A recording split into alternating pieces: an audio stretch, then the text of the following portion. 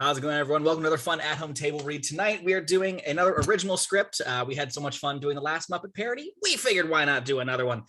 This time, we are going to jump into one of the most seminal sci-fi movies of the 90s. That's right. We're doing the Muppet Matrix. I have no idea how this one's going to go, but I'm very excited. So let's introduce ourselves. Hi, I'm Anne, and I will be doing action/scene description.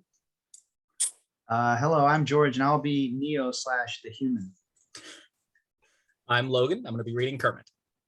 I'm Angie. I'm reading Miss Piggy. I'm Curtis. I'm going to be reading for Sam the Eagle. I'm Nicole. I'll be reading for Scooter. I'm Travis, and I'll be reading for Gonzo. I'm Bridget. I'll be reading for Janice. All right. Well, Anne, take us away. Guess that requires to have my audio on.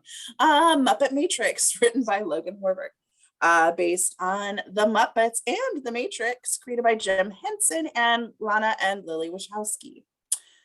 Digital code trails the screen. A phone rings. Someone answers.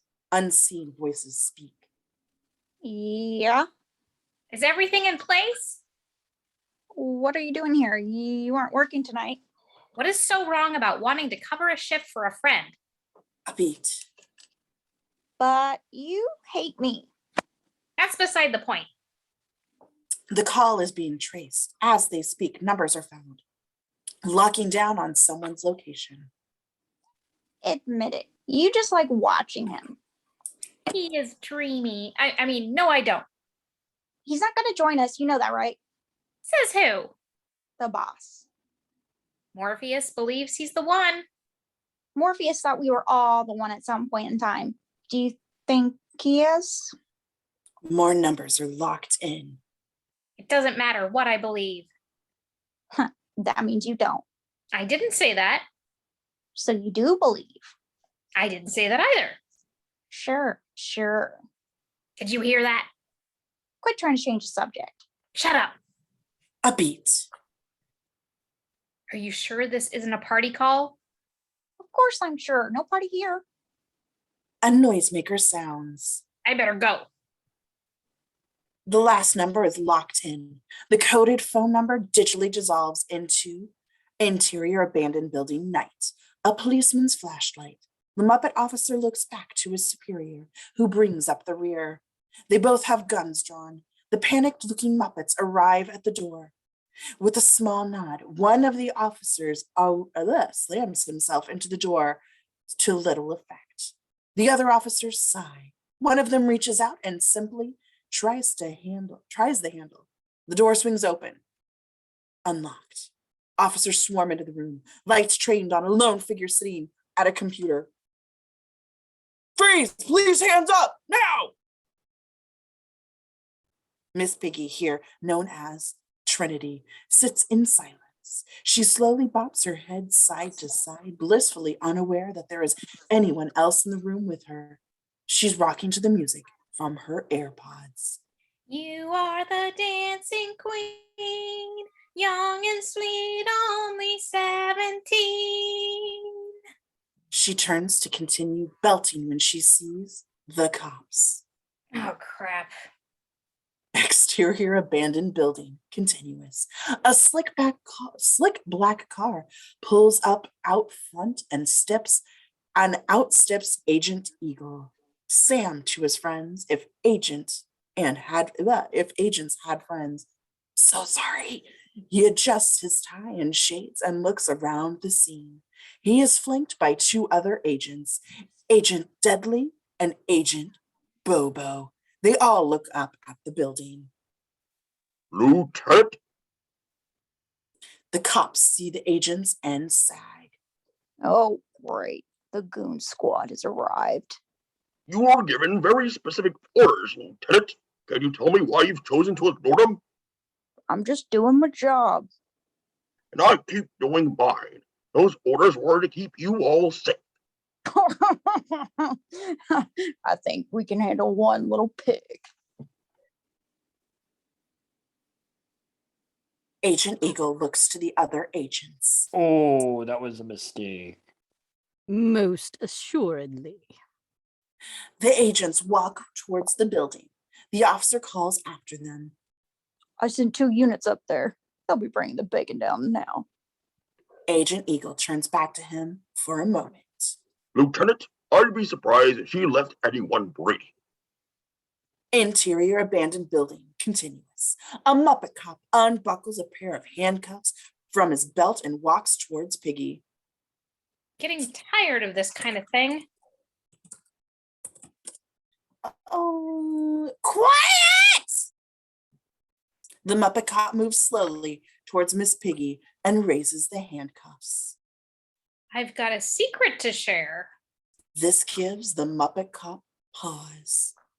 Come closer. The Muppet cop leans in. Closer. He leans in closer. Still. Hi, yeah. What? She turns quickly, grabbing his wrist. She winds up with a massive karate chop. Hi, yeah. She chops the Muppet cop's arm, hitting him quickly before jumping into the air. Time seems to slow as Miss Piggy raises higher and higher. Crack! Her head collides with the ceiling and embeds itself there. But her legs still kick out, launching the Muppet cop across the room and into his fellow Muppet officers. Another cop raises his gun and Piggy kicks the chair his way, the wood colliding with the man's skull. As another officer struggles to raise his gun, Piggy dances up onto the wall, run dancing towards him. Dancing queen, feel the beat on the tambourine. What tambourine?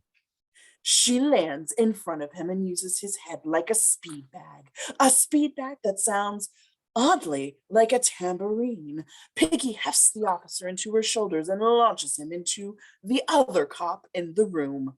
Piggy stops and looks around. All the cops are down. Well, this isn't good. She looks around the room for another beat. You guys made me lose one of my headphones. Interior abandoned building moments later. More police funnel inside behind the 3 agents. Interior abandoned building continuous. Miss Piggy talks into her phone. Okay, Morphe, they found me. I don't know how. Were you using the chat room again? No. Ping, ping, ping. She looks at the computer and sees her AIM messenger still open. She quickly closes the chat. Yeah, they cut the phones. You're gonna have to find another exit. If I have to, tell me, are there any agents here? Yes. Piggy starts to get excited. Oh, I've been kind of needing a new agent. These kinds of projects are always hard on my... Not those kinds of agents. Oh, no. Focus, Trinity. There's a phone at the corner of La Brea and Sunset. You can make it. I know I can. I've always said I've got the raw talent to make it big in this town. Focus. Oh, right. Go, now. Miss Piggy drops the phone and starts running. As she reaches the hallway, the elevator door opens and there stands Agent Bobo. Oh, look, I found her. Miss Piggy turns and takes off running. Probably should have started chasing her instead of calling it out. My bad. Agent Bobo takes off after her, the police barely keeping up with him. Exterior abandoned building. Read continuous. Miss Piggy bursts through a fire door and looks down to the street. She sees Agent Sam Eagle looking up at her, a look of disdain embedded into his face. Miss Piggy continues for the roof. Exterior abandoned building continuous. Miss Piggy reaches the roof and steps to catch her breath. Oh, this sucks. Agent Bobo comes up the ladder behind her and she takes off running again.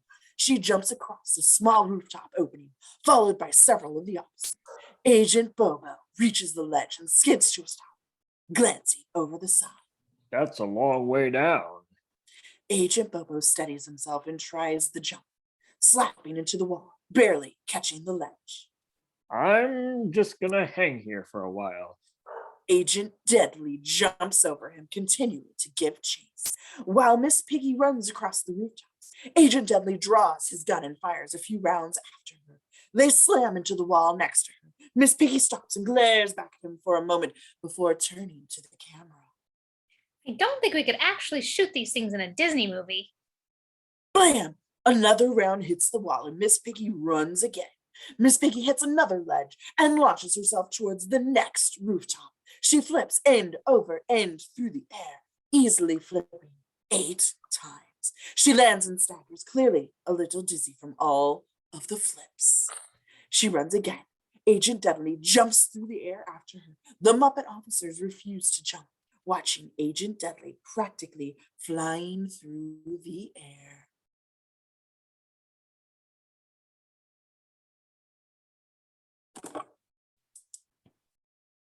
The Muppet officer said, That's not possible, is it? I mean, we're made of felt.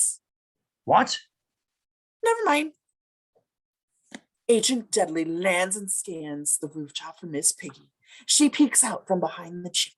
Miss Piggy turns to see a window across the alley. She takes a deep breath and sprints towards it. Miss Piggy dives off the roof, spinning like a corkscrew. She crashes into a brick wall, stopped dead in her tracks. Ow. Miss Piggy falls into the fire escape, which collapses, dropping her onto another fire escape, then another, and another. She lands hard on the ground, popping up a moment later, rattled and trying to get her synapses firing again. This looked so much easier on paper. She staggers away. Exterior alleyway. Moments later, Miss Piggy rounds the corner, shaking the last few cobwebs from her mind. She sees just what she's been looking for. A payphone. Across the street, a large truck turns aggressively facing the booth. The phone rings. The truck revs its engines. It's a race. Miss Piggy sprints for the phone as the truck barrels towards the booth.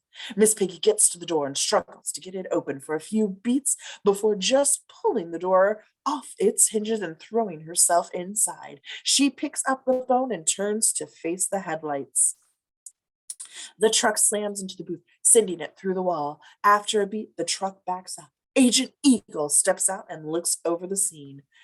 The booth lies empty and shattered on the ground. Agent Deadly approaches from behind. She got out. Agent Bobo huffs up to the next to them as well, clearly out of breath. It doesn't matter. Your heart is real. Yes. We've got the name of their next recruit. His name is Kevin. Neo. Neo, right. See what you did there. Agent Eagle looks at the wreckage. We'll need to run a search. Already on it. The crushed husk of the phone transports us via code to interior Neo's apartment later. Neo's computer screen. News articles move across the screen with various keywords sticking out. Morpheus, Muppet Studio, out of ideas. On the very...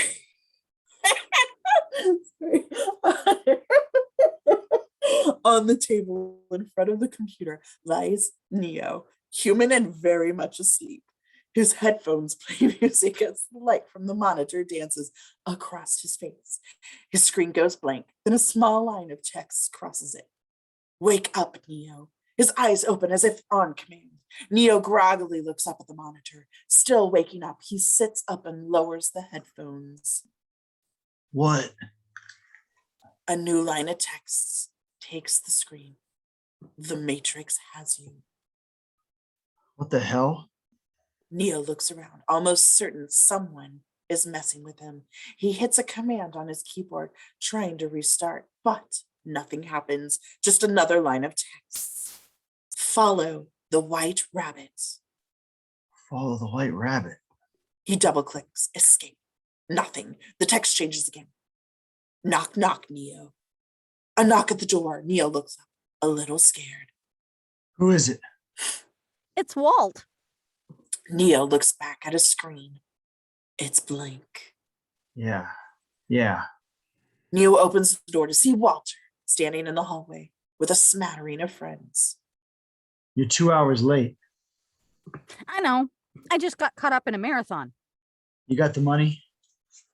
Walter pulls out a small stack of cash and hands it to Neo. Here you go. Neo takes it and eyes Walter. Hold on. Neo shuts the door and goes to his bookcase. He opens a large book, The Rules of a Good Remake, and opens it up to a hollowed out section in the middle. He finds the flash drive he's looking for. Neo opens the door once again and hands the drive to Walter. Hallelujah. I've been looking for these episodes forever. They aren't on Disney Plus at all. The flash drive has Muppets Tonight scribbled across it. You're my savior, man. Couldn't call myself a real fan without these. If you get caught with those, I know. You wouldn't download a car. Pirating is a crime. This never happened and you don't exist. right. Neo looks uneasy. Something wrong? You're looking a little more haggard than usual.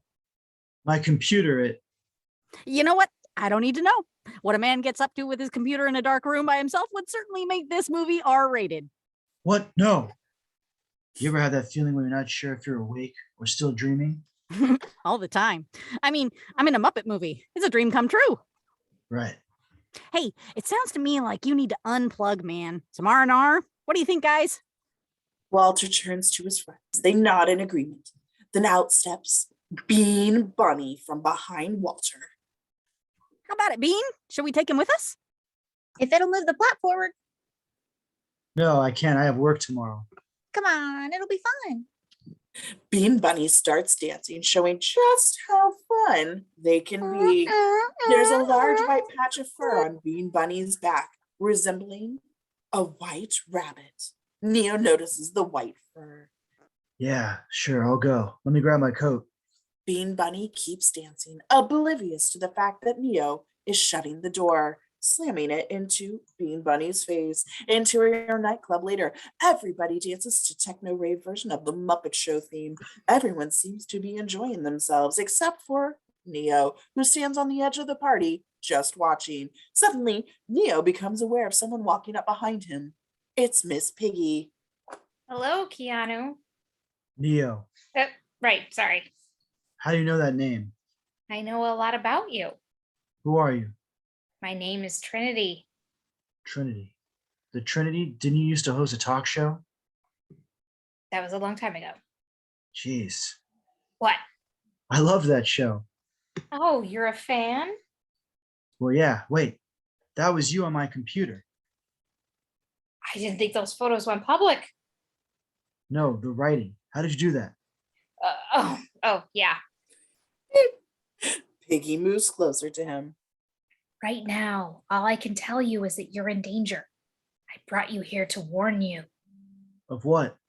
They're watching you, Neo. Who is? Everyone. You're really popular, from Speed to Much Ado to... What? Please, just listen. I know why you're here, Neo. I know what you've been doing. I know why you hardly sleep, why you live alone, and why at night after night you sit at your computer. ADHD? You're looking for him. I know, because I was once looking for the same thing. And when he found me, he told me I wasn't really looking for him. I was looking for an answer. And it's the question that drives us, Neo. It's the question that brought you here. You know the question, just as I did. Why aren't you all making original movies anymore?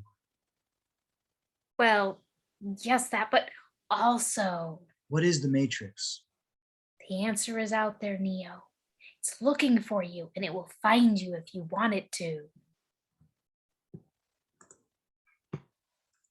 Miss Piggy pulls back, looking him deeply in the eyes. My God, you're cute.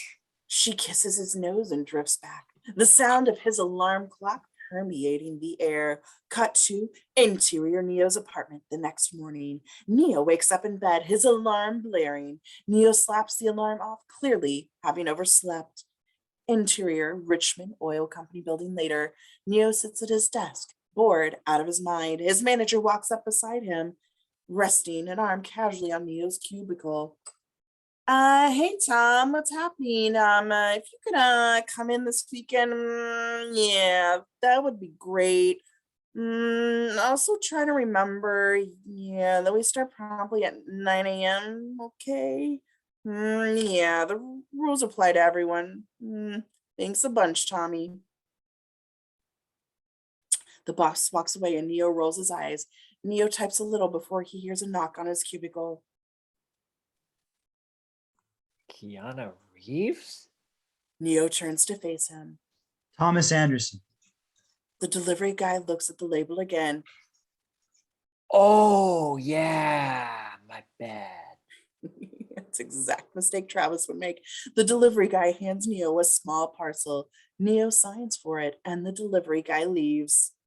Hey, have a nice day. Loved you and always be my maybe. God, I love that movie. Neo nods, ignoring him. Neo opens the parcel and pours its contents into his hand. It's a phone. Barely a beat passes, and the phone rings. Neo looks at it for a moment before answering. Hello? Hello, Neo. Do you know who this is? Neo turns away from everyone and whispers. Morpheus? I've been looking for you, Neo. I don't know if you're ready to see what I want to show you, but unfortunately, you and I have run out of time. I'm not gonna lie, that sounds a little dirty. They're coming for you, Neo. I don't know what they're going to do. Wait, who's coming for me? Stand up and see for yourself. Right now? No, 20 minutes from now. Yes, now. Neo starts to spin. Do it slowly. The Ow. elevator. Neo peeks over the top of his cubicle towards the elevator across the office. The agents are talking to one of his coworkers. Agent Eagle looks towards Neo's cubicle. Neo ducks back down into hiding. Oh shit. Yes. The agents weave through the office, heading towards the cubicle. What the hell do they want from me? I have a few guesses, but I'm not sure. Care to share those guesses? No. And if you don't want to find out, I suggest you get out of there. How? I can guide you, but you must do exactly what I say. Okay. The cubicle across from you is empty. The agents send a batch of officers around so they can come at Neo from both sides. But what if... Go, now. Neo ducks out of his cubicle into one across the aisle. A beat. It's the wrong one.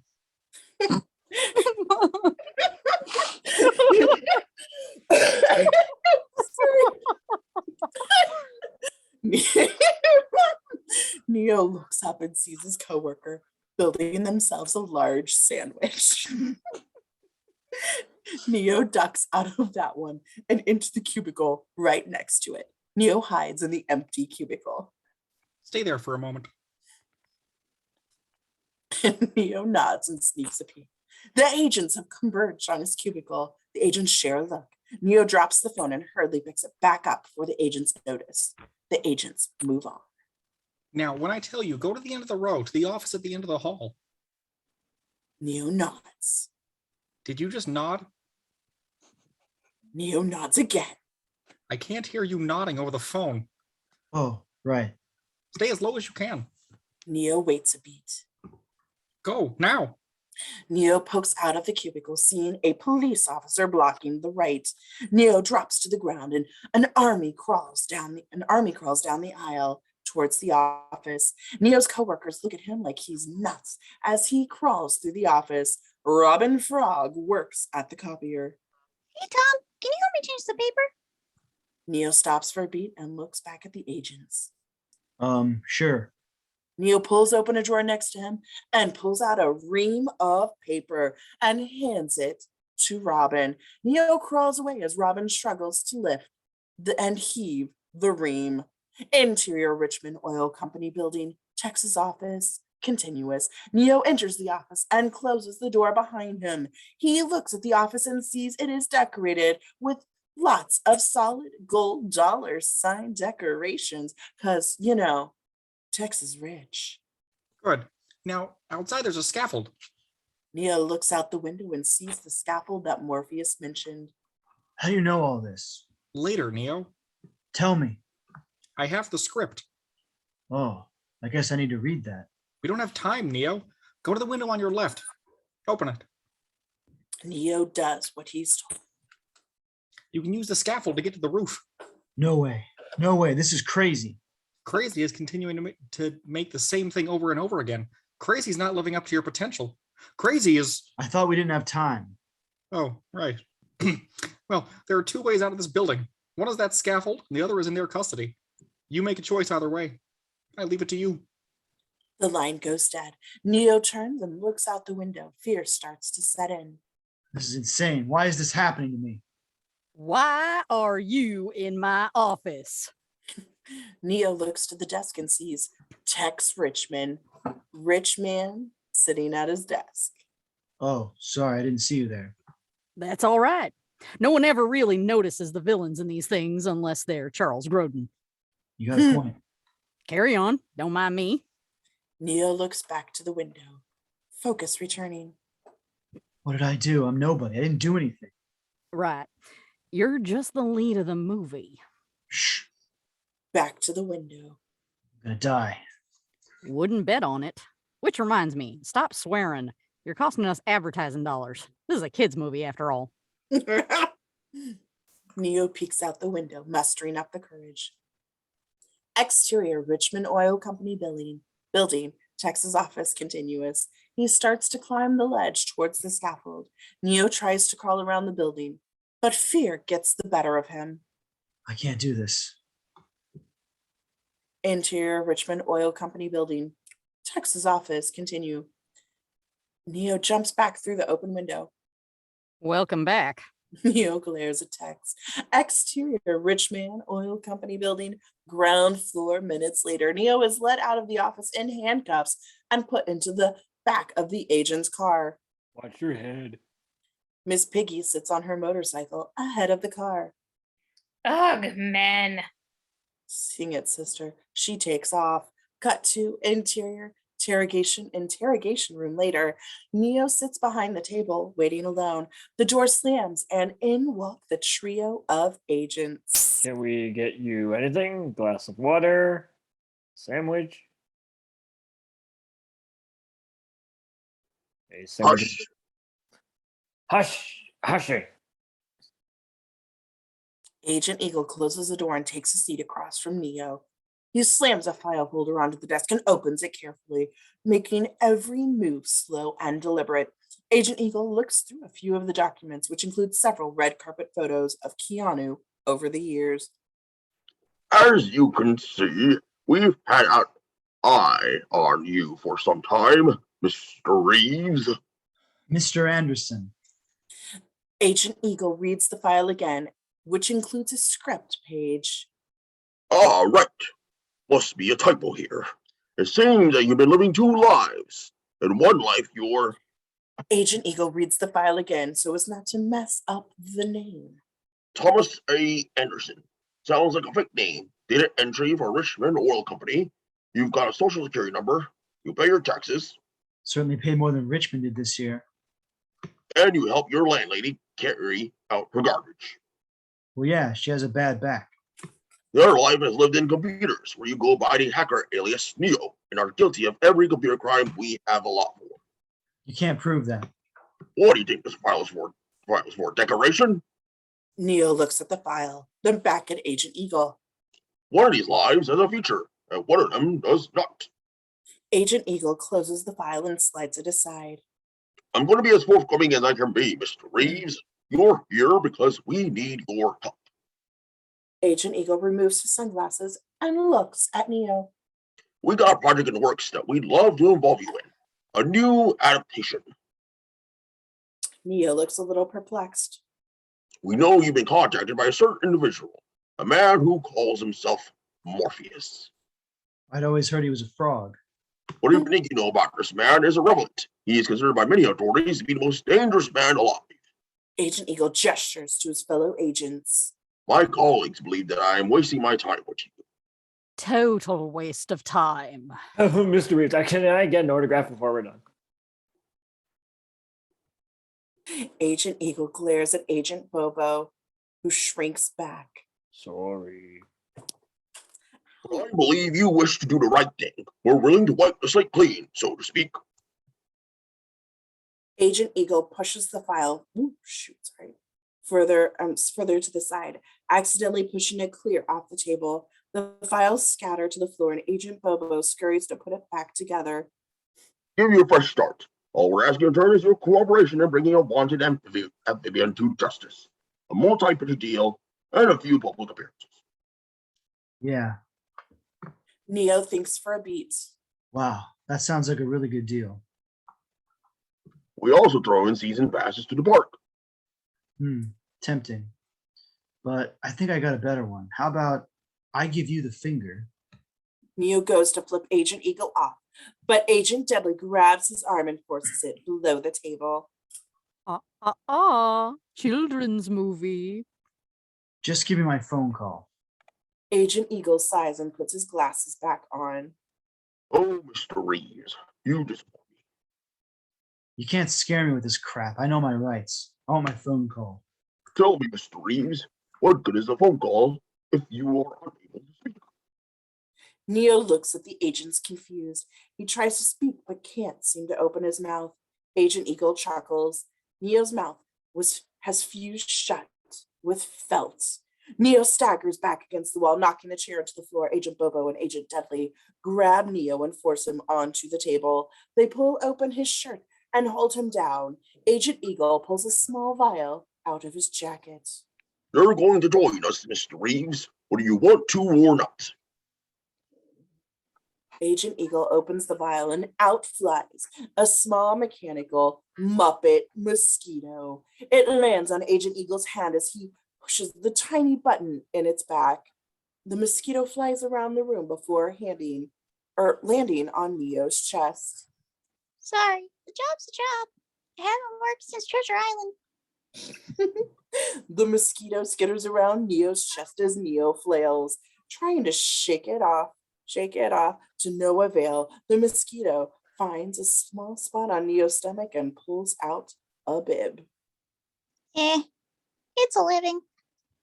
The mosquito punctures Neo's stomach. As Neo struggles to scream, Neo glances down and sees the mosquito disappear inside of him.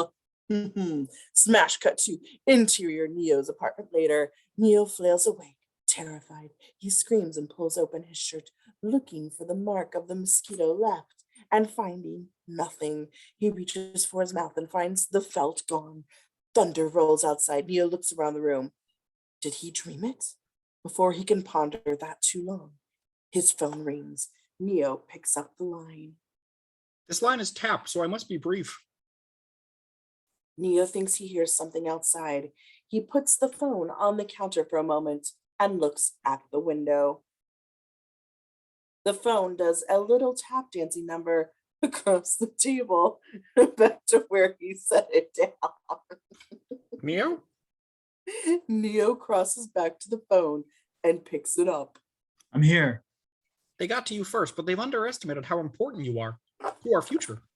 If they knew what I know, you'd probably be dead. What are you talking about? What's happening to me? You are the one, Neo. The one to pull us from these endless strings of adaptations. You may have spent the last few years looking for me, but I've spent my entire life looking for you. You're the one star we've been unable to land. Now, do you still want to meet? Yes. Then go to the Dot Street Bridge.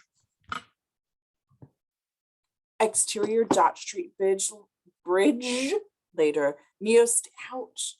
Under the bridge, rain pouring. A car pulls up next to him. Miss Piggy opens on the back. Miss Piggy opens the back doors. Get in. She slides over. Neo does what she's told. The car drives away. Interior car, continuous. Janice, here known as Switch, turns to face the pair. Gun drawn. Neo notices the gun. Why is everyone threatening me with violence this week? It's necessary, Neo, for our protection. From what? You. We've seen John Wick. Like, take off your shirt, man. Animal, here APOC, drives. Shut up! What? Like, stop the car. Stop it. The car pulls to a stop. Listen to me, Johnny Utah. We don't have time for 20 questions.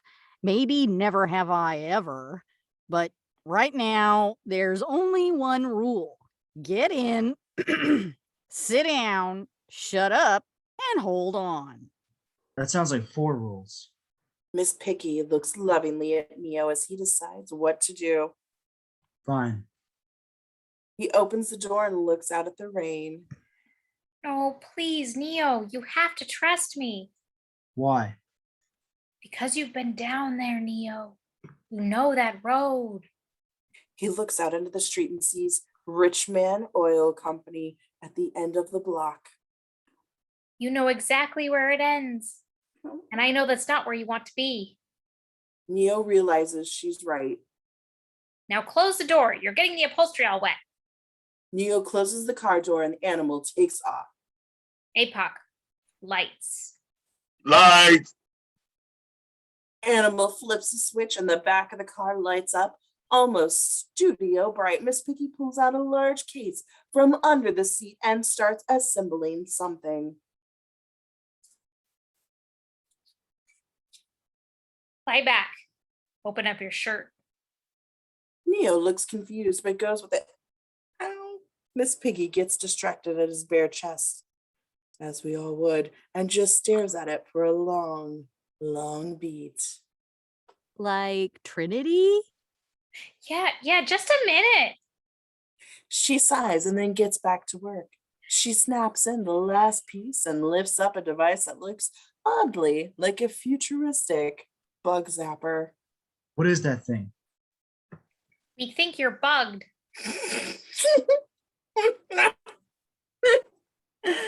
Animal plugs the device into the cigarette lighter and the zapper buzzes to life, bathing the back seat in a blue glow. Try and relax. The zapper buzzes and crackles as she waves it slowly over Neo's sumptuous chest. Come on. I know you're there. No, I'm not. We're not gonna hurt you. That's what they all say. Neo shifts as if something is skittering across his back. Like it's on the move. I can see that. You're gonna lose it. No, I'm not. I'm not here. A likely story. Clear. She hits a button and the rays and the zapper glows bright. The Muppet Mosquito pokes his head out from Neo's back. Oh, pretty. The zapper arcs little currents of electricity as the mosquito flies off Neo and into the light. Zap! The mosquito falls onto Neo's chest, smoking. That thing's real? Miss Piggy picks up the charred mosquito and rolls down the window. She tosses it out onto the street. Exterior hideout. Moments later, the car pulls to a stop as lightning strikes. Neo looks up at the building. Kind of spooky. Less spooky than Haunted Mansion. Interior hideout. Moments later, Miss Piggy leads Neo up the stairs to the top floor. They approach a door. This is it. Neo exhales. Let me give you one piece of advice. Be honest. He knows more than you can imagine. Miss Piggy pushes open the doors. Standing at the window is Kermit the Frog, here known as Morpheus. Hi ho. Welcome, Neo. Neo and Miss Piggy walk into the room towards Kermit. As you no doubt have guessed, I am Morpheus. It's an honor to meet you. No, the honor is mine. Please, come, sit. Kermit gestures to the 2 large easy chairs. Do you need anything? We're fine, Trinity. Are you sure? I don't mind sticking around. We're fine. Give us a few minutes. Miss Piggy stops and walks out of the room, not able to take her eyes off of Neo. She bumps onto the door frame before finally leaving the 2 alone. Kermit turns to face Neo. I imagine right now you're feeling a bit like Alice, tumbling down the rabbit hole. Never read the book. I was referring to the movie. Oh, yeah. Big Tim Burton fan. No, the anime. Never mind. I could see it in your eyes. You have the look of a man who accepts what he sees because he's expected to wake up. Ironically, it's not far from the truth. Do you believe in fate, Neo? Not really, Why not? because I don't like the idea that I'm not in control of my life. I know exactly what you mean. Kermit sits opposite Neo and begins fiddling with a small case. Let me tell you why you're here. You're here because you know something. What you know you can't explain, but you feel it. You felt it your entire life. What are you talking about? That there's something wrong with the world. You don't know what it is, but it's there, like a splinter in your mind, driving you mad. That sounds painful. It is. It's this feeling that brought you to me. Do you know what I'm talking about? I'll be honest, not a clue. You sound like a philosophy textbook come to life. Think about it. You know the answer. The Matrix? Do you want to know what it is? Yes.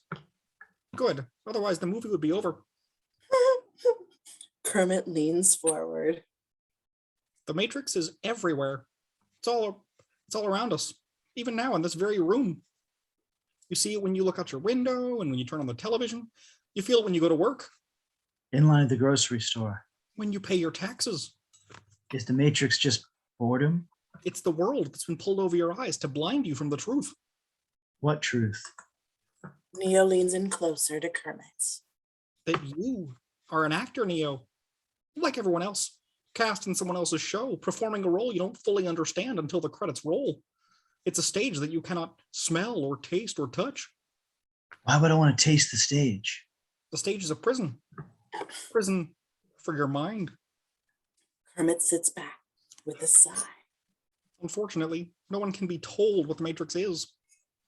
Kermit opens up his little case. You have to see it for yourself. Kermit empties the contents of the case into his hands, then holds them out to Neo. This is your last chance. In each hand holds a gummy bear. You take the blue gummy, your story ends. You wake up in your bed and believe whatever you want to believe. You take the red gummy, you stay in Wonderland, and I show you how deep the rabbit hole goes. You flirting with me?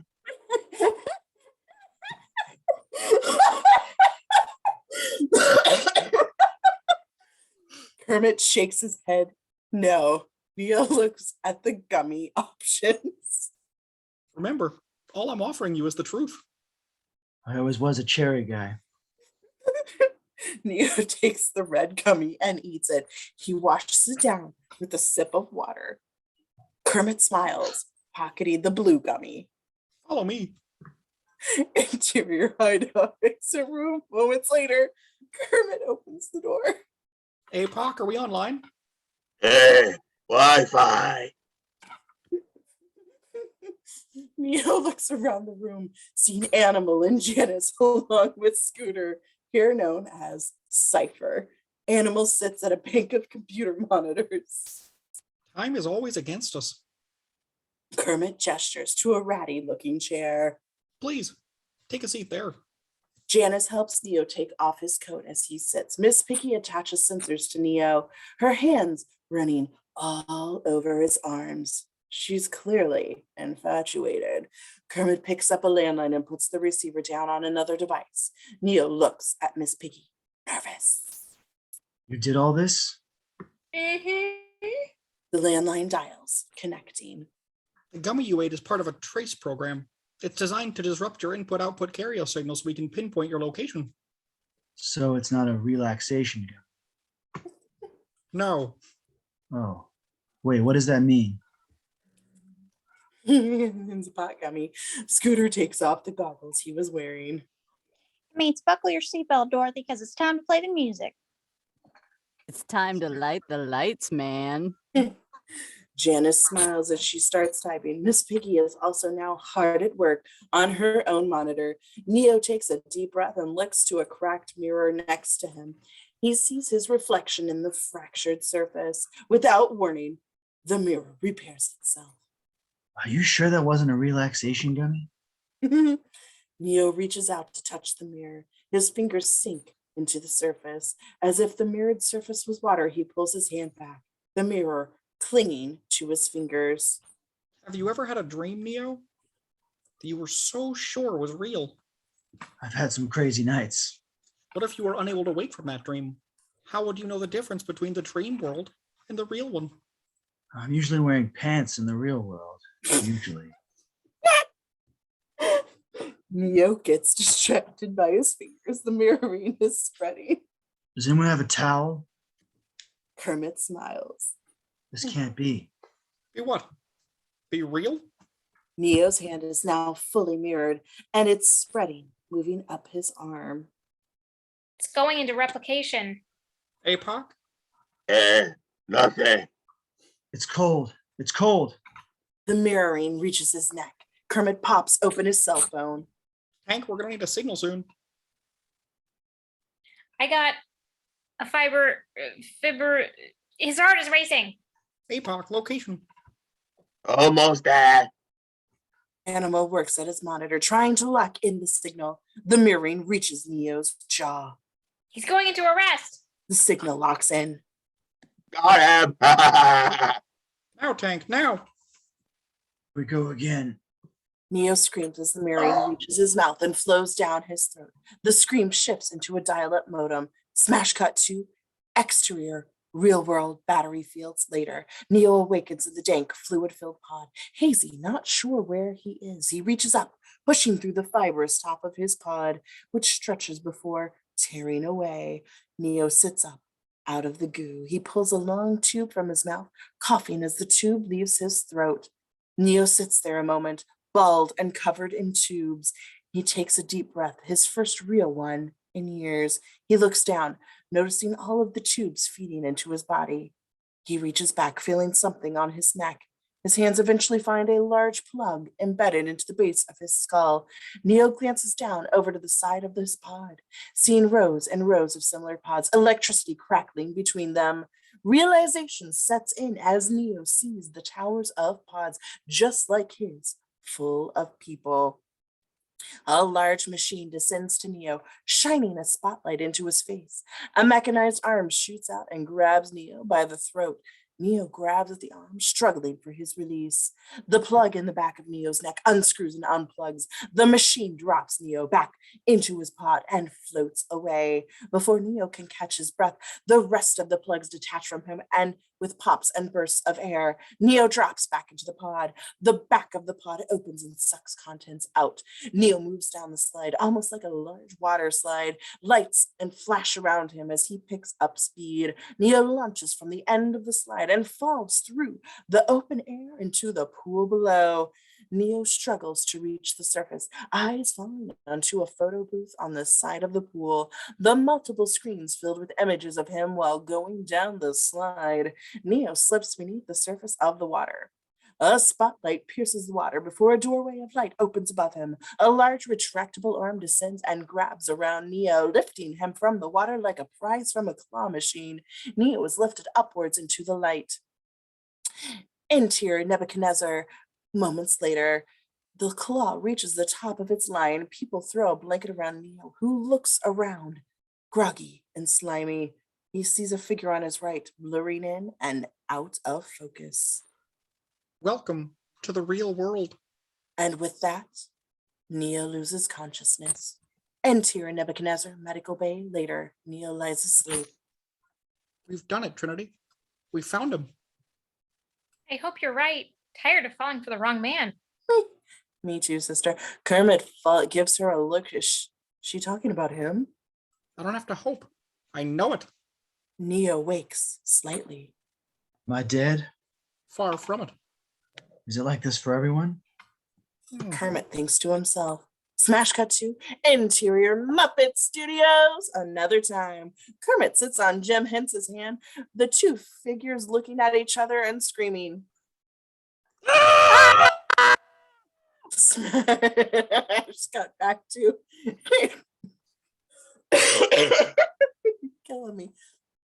Interior Nebuchadnezzar medical bay present. Kermit looks back to Neo. Yeah, it's different for everyone.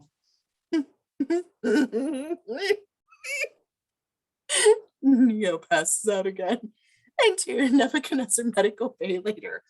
And Neo lies on the table full of acupuncture needles. His vitals are being marked down on the monitors beside him. Sweetums, known here as Dozer, puts more needles into him. He still needs a lot of work before we get to Hollywood. What are you doing? Your muscles have atrophied. We're rebuilding them. The stunt work you're going to have to do is intense. Why do my eyes hurt? Well, you've never used them before. It's killing me. Kermit rests a hand on Neo's forehead. Rest, Neo. The answers are coming. Interior Nebuchadnezzar Medical Bay later. Time passes. Sweetums helps take the plugs from Neo's body as Kermit removes more of the pins. Interior Nebuchadnezzar living room quarters later. Neo wakes up in his bunk. He looks to his arm and sees an IV plugged into one of the remaining ports. He removes the needle and puts it on the bed beside him.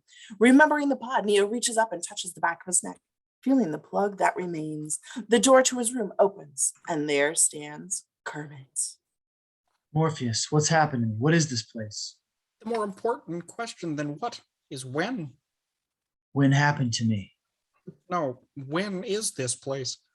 I don't know. You believe it's the year 1999, when in fact it's closer to 2199. I can't tell you exactly what year it is because time has lost all meaning. What do you mean? I had too much time inside. Yeah, there's nothing I can say that'll explain it for you, Neo.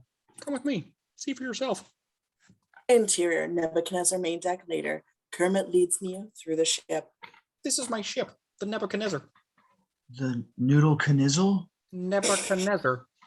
Nudie Devour? Yeah, why don't we just stick with Nezzy for now? Neo nods. It's a hovercraft. This is the main deck. Neo sees Pepe, known here as Mouse, working behind a few monitors. Pepe seems to pass them and follows, curious.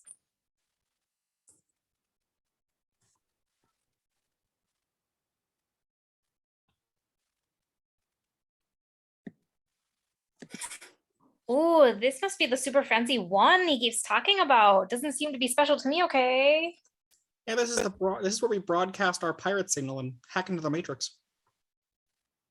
Sweetums works overhead dressed like a pirate. His coveralls catch fire and Sweetums pops up trying his best to pat the flames out. Most of my crew you already know. Miss Piggy rises, pulling off a bedazzled welding mask. Kermit stands behind Animal and Janice, making introductions. Standing beside them is Scooter, wearing a name tag that reads, "Definitely not a bad guy." This is APOC. Welcome. Switch. Groovy. And Cypher. Welcome aboard. Kermit gestures to his side, where Sweetums stands with Gonzo, known here as Tank. The ones you don't know, Tank. Gonzo pops up, happy to see someone new. Hey, how's it going? Welcome aboard. His big brother Dozer. Yo. And the little one behind you is Mouse. Neo turns to see Pepe. Not little, okay? I am a king prawn, okay? Kermit crosses to Neo. You wanted to know what the Matrix is, Neo? Trinity? Miss Piggy helps Neo into a chair. Have a seat, cutie. They latch Neo's feet into a set of stirrups. Miss Piggy starts massaging his shoulders. Try to relax. Kermit helps Neo sit back. They lay his head against the rest. This will feel a little weird. Like a hand being shoved up your back to control you. What? Miss Piggy inserts a large spike into Neo's neck port. A wave of pain and sensation rips through Neo's body. Kermit taps a button on the screen. Upload. Interior Matrix loading room later. Neo's eyes open and he's sitting in a blank white room, looking as he once had. Neo looks around the room, not seeing a soul in sight. With a small turn, there's Kermit, looking like he did in the room with the gummies. This is the construct. It's our loading program. He can load anything from clothes to equipment, weapons, stages. Upon seeing stages, a gridwork variation of the Muppet studio begins to form. Training simulations, anything we need. Neo looks around the Muppet Studio stage, finishes forming, along with 2 large easy chairs and an old school tube TV. Right now, we're inside a computer program. Is it really so hard to believe? Your clothes are different. The plugs in your arms and head are gone. I mean, your hair has changed. Neo feels at his arms and neck. Our appearances now is what we call residual self-image. It's a mental projection of your digital self. Throughout the rest of the scene, Neo's appearance shifts through Keanu's filmography. Subtle at first, Neo, dressed as Johnny Mnemonic, steps up to the chairs. He touches the leather back. This isn't real? What is real? I mean, how do you define real? Is it like fame, intangible? If you're talking about what you can feel, what you can smell, and what taste and see, then real is simply electrical signals interpreted by your brain. Kermit grabs the remote for the TV and clicks on it. Neo is now dressed like Ted Theodore Logan. This is the world that you know. The world as it was at the end of the 21st century. Righteous. Neo air guitars as the TV plays images of the city. Kermit sits and changes the channel, continuing to narrate. It exists now only as part of a neural interactive simulation that we call the Matrix. Neo, now dressed as Johnny Utah, sits on the other chair. You've been living in a dream world, Neo. This is the world as it exists today. Kermit changes the channel, showing a terrifying post-apocalyptic world. The buildings are destroyed. The sky is blackened and full of clouds. Suddenly, the chairs sit in this landscape. Welcome to the desert of the real. Neo looks around worried, dressed as Johnny Silverhand, Cyberpunk 2077. Thunder rolls. We have only bits and pieces of information, but what we know for certain is that at some point in the early 21st century, all of mankind stood in celebration. This is clearly starting to overwhelm Neo, now dressed as Jonathan Harker. We marveled at our own magnificence as we gave birth to AI. AI? Ooh, that's Neo's line. Neo fully animated like he was in his Scanner darkly looks at Kermit. AI? He takes a double take at the animated Neo. You mean artificial intelligence? A singular consciousness that spawned an entire race of machines. We don't know who struck first, us or them. But what we do know is we scorched the sky. Thunder cracks. At that time, they were dependent on solar power, but we believed that they would be unable to survive without the energy source as abundant as the sun. Neo, now Duke Kaboom, holds onto the chair for stability. Throughout human history, we have been dependent on machines to survive. Kermit chuckles to himself. Fate, it seems, is not without a sense of irony. Lightning breaks the day. The human body generates more bioelectricity than a 120-volt battery and over 250,000 BTUs of body heat. Neo, now looking like Dr. Mercer from Something's Gotta Give, sits in the chair. I'm not sure what that means. Combined with the form of fusion, the machines have found all the energy they would ever need. The battery fields, where Neo woke up earlier, bustle with machines, scooping up pods. There were fields, Neo. Endless fields. Where human beings are no longer born. We're grown. For the longest time, I wouldn't believe it. But then I saw the fields with my own eyes, watched them do all kinds of things that I can't describe if you want to keep this PG-13. In that moment, I came to realize the obviousness of the truth. What is the Matrix? Neo staggers in his seat. Now, just a cat named Keanu. Kermit turns off the TV. Control. The Matrix is a computer-generated dream world built to keep us under control in order to change a human being into this. Kermit lifts up a small battery. A small meow escapes Keanu Neo's throat. No. I'm afraid so. Neo, back to normal, falls from the chair and stumbles back. I don't believe it. It's not possible. I didn't say it would be easy, Neo. I just said it would be the truth. Stop. Let me out. Let me out. I want out. Interior Nebuchadnezzar main deck continues. Neo wakes up, breathing hard. Miss Piggy holds him down to stop him from struggling. Easy, Neo. Take this thing out of me. That's what she said. Miss Piggy glares at Sweetums as she takes the spike from Neo's plug. Don't touch me. Get away from me. Neo stumbles to his feet. Stay away from me. Neo vision blurs as he struggles to stay on his feet. I don't believe it. He slowly drops lower and lower, fighting to stay conscious. I don't believe it. He's gonna pop. No, he's not. He looks like I did when I found out I had a sister. Pepe turns to Scooter. You have a sister? I did in the 80s. Can you introduce me? No. Well, that's just rude, okay? Breathe, Neo. Just breathe. Neo pukes and passes out. Ew, gross. Interior Nebuchadnezzar living quarters later, Neo wakes up in bed. He looks to the chair next to him where Kermit sits. I can't go back, can I? No.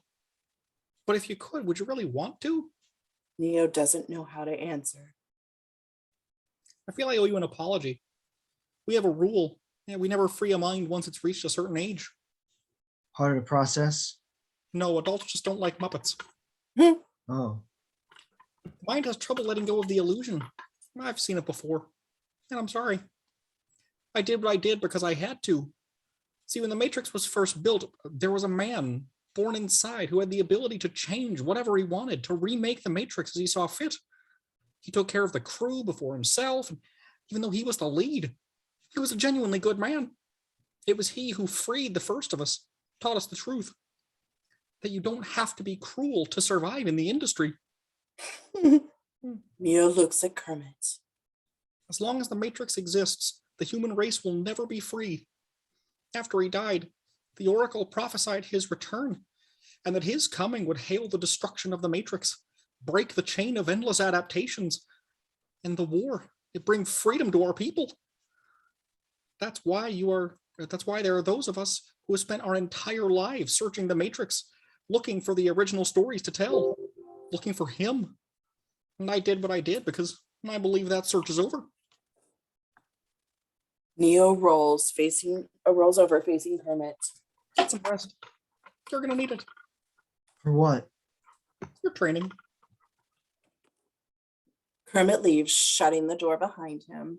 Interior Nebuchadnezzar living quarters later, Neo sits on top of his bed, thinking it all over. The door to his room opens up and Gonzo stands in the doorway.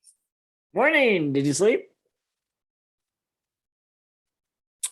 Gonzo enters happily and shakes Neo's. Oh, wait. Neo shakes his head no. You will tonight. I guarantee it. Gonzo enters happily and shakes Neo's hand. I'm Tank. I'll be your operator. As Gonzo shakes Neo's hand, Neo struggles to get a good look at his arms. You don't have any.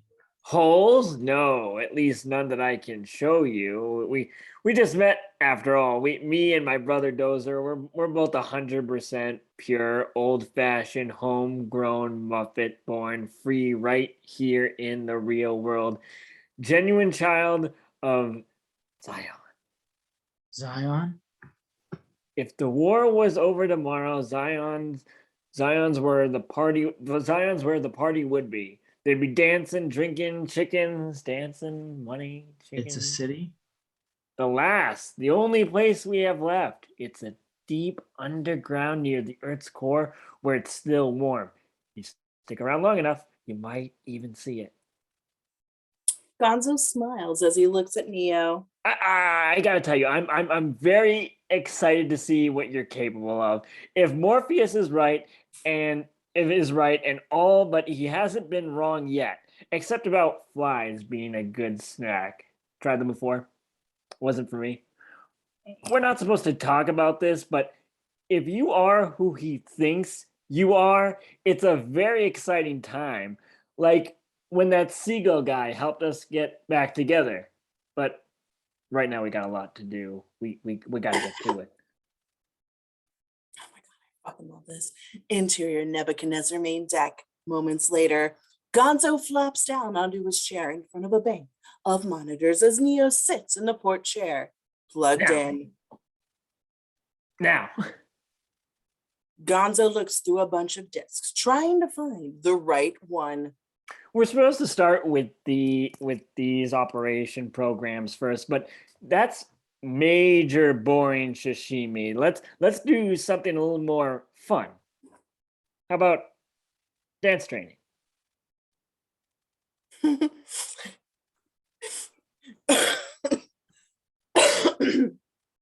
Sorry. Gonzo plugs one of the discs into the machine. The monitor in front of Neo flickers with the various dance moves.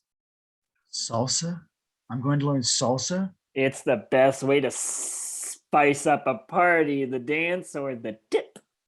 Dip. Gonzo winks at Neo and clicks the upload button. Neo's eyes slam shut, the data flooding into his mind. His eyes open after a beat. Holy cow. Hey, Mikey, I think he likes it. How about some more? Hell yes. Hell yes. Neo sits back, ready for more. Interior Nebuchadnezzar main deck, time passing. Gonzo loads dance after dance after dance into Neo's head. Foxtrot, samba, line dancing. He's ready for Dancing with the Stars. Gonzo looks increasingly tired as Kermit walks up behind him, resting a hand on his shoulder. How is he? 10 hours straight. He's a machine. Neo's eyes flutter as more is uploaded into his head. Neo's eyes open and he looks to Kermit at his side. I know the cha-cha slide. Show me. Why? Digital dojo. Moments later, Neo and Kermit stand together wearing my freaking god sequin dance outfits. This is the sparring program, similar to the program Reality of the Matrix.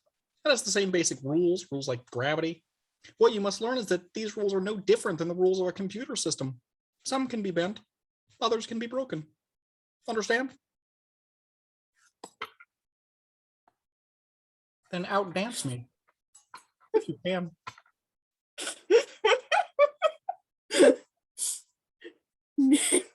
Neo drops into a ballet first position, Kermit into a swing dance. Neo pirouettes towards Kermit. This scene is an equal parts dance-off and kung fu fight. Neo's leg kicks out as Kermit spins and swing dances around Neo. Neo comes to a stop. Kermit tucks his hands into his belt loops, ready for a line dance. Neo changes the pose, changing to a jazz dance. Kermit tips his cowboy hat to Neo, beckoning him over. Neo comes at Kermit, rocking high kicks that eventually carry him airborne. Kermit simply line dance steps out of the way. Even though Kermit is simply moving in a line back and forth, Neo can't seem to keep track of him and land a blow. Neo steps back and throws a ragtime kick at Kermit, who simply stops Neo's foot with a twist, sends Neo spinning onto the floor like a top. Good. Adaptation, improvisation, but your weakness is not your technique.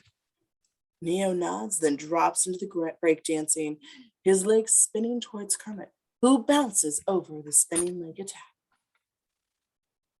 Interior Nebuchadnezzar dining room. Moments later, Pepe bursts into the room, excited.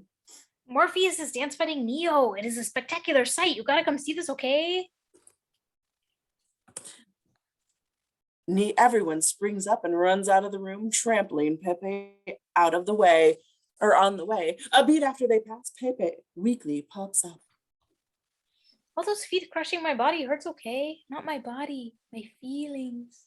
Pepe falls over. Interior digital dojo continuous. Kermit and Neo continue dance fighting.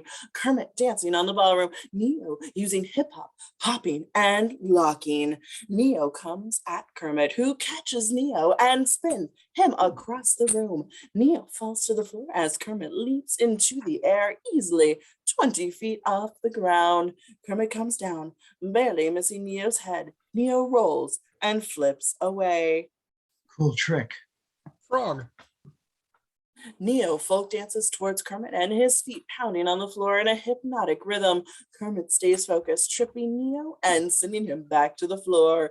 Interior, Nebuchadnezzar, main deck, continuous. The crew watches on the monitors. Miss Piggy looks worried, but Scooter looks pleased with himself. Interior, digital dojo, continuous. Neo stands, reverts into a swing, snapping and moving towards Kermit. Kermit drops into an Irish step, river dancing across the floor. Kermit goes for a strike. Neo counters, flipping him, but Kermit lands on his feet and flips Neo. Kermit drops into a can opener. Neo flips up over Kermit's leg and takes off for the wall. Neo runs up the wall and flips backward, lingering in the air in a slow motion. At regular speed, Kermit tracks where Neo will land and simply walks there. The moment Leo lands, Kermit sticks out a foot and Neo trips over it, toppling onto the floor and cracking a pole on the way down. Neo lies on the ground, breathing hard. How did I beat you? You're too fast. Do you believe that my being stronger or faster has anything to do with my muscles in this place? I'm made of felt. Neo shakes his head, panting. Kermit crouches and looks him in the eye. You think that's air you're breathing now? Neo looks up, locking eyes with the frog. Kermit looks satisfied with himself and turns away from Neo. Again. Interior, Nebuchadnezzar, main deck. The crew watches the dance-off with bated breath. Interior, digital dojo. Moments later, Neo stands in a lavish pose. Kermit and another. Kermit moves first. He Irish step dances towards Neo. Neo struggles away from Kermit, barely keeping up. Interior, Nebuchadnezzar, main deck, continuous. Pepe watches the screen. Holy Toledo, he's fast. Take a look at the neurokinetic thingies. They're higher than normal, aren't they? Pepe tries to poke the screen, but Gonzo slaps his hand away. I will cut you, okay? Love it. Interior, digital dojo, continuous. Neo disco dances towards Kermit, who takes on a disco as well. Kermit hits a disco point right in Neo's face. Neo staggers back. What are you waiting for? You're better than this. Don't think you are. No, Kermit you are. Kermit drops back and beckons Neo to continue. Neo changes style again and Kermit attacks. Kermit is now full-on dance fighting, frog legs flailing, and Neo, who barely Irish step dances away from each blow. Kermit tangles Neo's limbs in his own, looking Neo right in the eye. Come on, stop trying to beat me and beat me.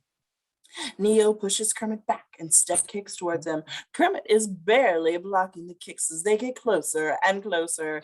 Interior, Nebuchadnezzar, main deck, continuous. Pepe mimics the dance moves he's seen from Neo, only to fall back over a stack of boxes. Interior, digital dojo. Neo keeps step dancing towards Kermit, his legs becoming a blur as he moves faster and faster. A kick barely misses Kermit's head. Neo winds up and transfers a wave into Kermit's chest, stopping before he makes contact. Interior, Nebuchadnezzar, main deck, continuous. The crew looks shocked. I don't believe it. We just all saw that, right? Okay. Interior, digital dojo, continuous. Neo is still watching for Kermit to take the wave. I know what you're trying to do.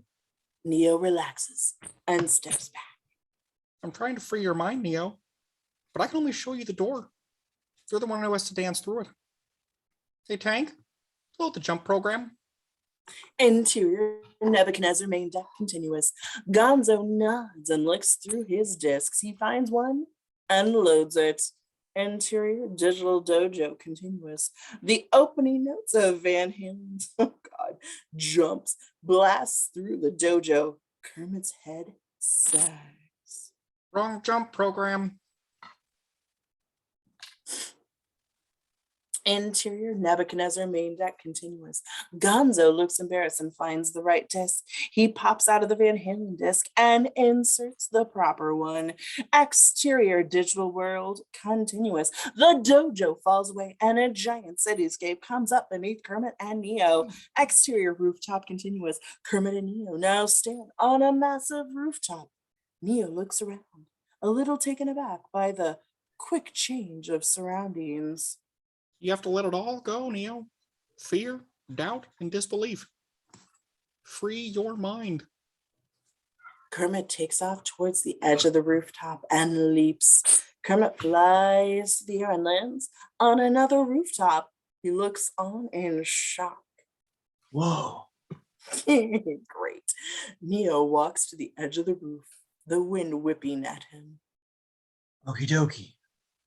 Neo looks at the rooftop across the way. Free my mind. Free your mind is stuck in my head now. Interior Nebuchadnezzar main deck. Pepe looks at the monitor. What do we do if he makes it? Not gonna happen. No one's ever made their first jump. I know, okay. But what if he does, okay? Hey, Log. Come on. Exterior rooftop continuous. Neo struggles to psych himself up. All right, no problem. Free my mind. No problem, right? Neo takes off running towards the edge of the roof. He stumbles for a beat, tripping over his shoelace. Oops, but manages to catch himself and takes a running leap off the roof. Neo looks as though he might make it for a moment before gravity takes effect and Neo plummets towards the ground. Ah! Neo slams into the ground, which bounces him back onto the air like a large trampoline. When Neo comes back down, he hits the concrete with a dull thud. Interior Nebuchadnezzar main deck continuous. Pepe looks disappointed. Animal pats him on the shoulder. What does that mean? What? It doesn't mean anything, man. Everybody falls the first time, right, Trin? Miss Piggy is not there. She's helping Neo out of his chair. Gonzo comes up next to them and pulls the plug from Neo's neck. Neo gasps. Sweetums unplugs Kermit as he wakes up. Neo leans forward and winces in pain. He sticks a finger in his mouth and pulls it back. Bloody. I thought it wasn't real. Your mind makes it real. If you're killed in the Matrix, you die here? Yeah, the body cannot live without the mind. Tell that to QAnon. Jesus Christ. Interior Nebuchadnezzar's living quarters later. The door to Neo's room opens and Miss Piggy enters with a small tray of food. She sets the tray down and lets him keep sleeping. Interior Nebuchadnezzar moments later. Miss Piggy leaves Neo's room to see Scooter standing there, waiting. I don't remember you ever bringing me dinner. That's because you smell like feet and I don't like being around you. There is something about him, isn't there? Is it the fact that he's not made of felt? Don't tell me you're a believer now. I just keep wondering, if Morpheus is so sure, why doesn't he take him to see the Oracle? Morpheus will take him when he's ready. Now take a shower. You still smell like feet. Interior digital street later. Kermit walks with Neo against the flow of traffic. Muppets push past him, making it difficult for Neo to keep up. Kermit weaves through the Muppets, barely breaking stride. The Matrix is a system, Neo, and that system is our enemy. But when you're inside, you look around. What do you see? Businessmen, teachers, lawyers, carpenters, the very minds of the people we're trying to save. But until we do, these people are still a part of that system, and that makes them the enemy. Neo is getting increasingly distracted by the Muppets walking past him. You have to understand, these people are almost afraid of new original stories. They want the comfort of stories they've been told dozens of times before. Things like Treasure Island, The Wizard of Oz, Haunted Mansion. They're so ingrained in the system that the idea of a new story terrifies them. That's why we must endure.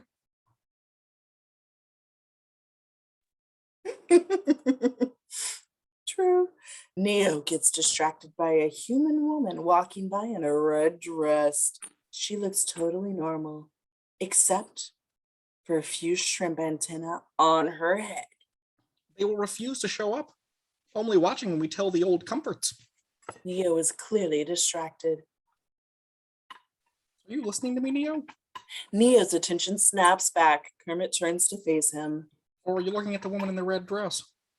No, I was. Look again. Neo turns back, face to face with the gun being held by Agent Eagle. Neo ducks in fear. Freeze it. The world around them freezes. Only Neo and Kermit remain mobile. This isn't the Matrix. No, it's another training program designed to teach you one thing. If you're not one of us, you're one of them. What are they? Kermit crosses to Agent Eagle. Sentient programs. They can move in and out of any software the plot demands, as long as it's still hardwired to the system. That means that anyone we haven't unplugged is potentially an agent. Inside the Matrix, they are everyone and they're no one. We have survived by hiding from them and running from them. Like the producers? Yes, they're the gatekeepers.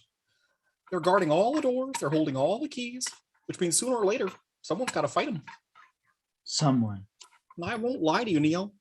Every single man, woman, or production who has stood their ground, everyone who has fought an agent, has died. But where they have failed, you will succeed. Why?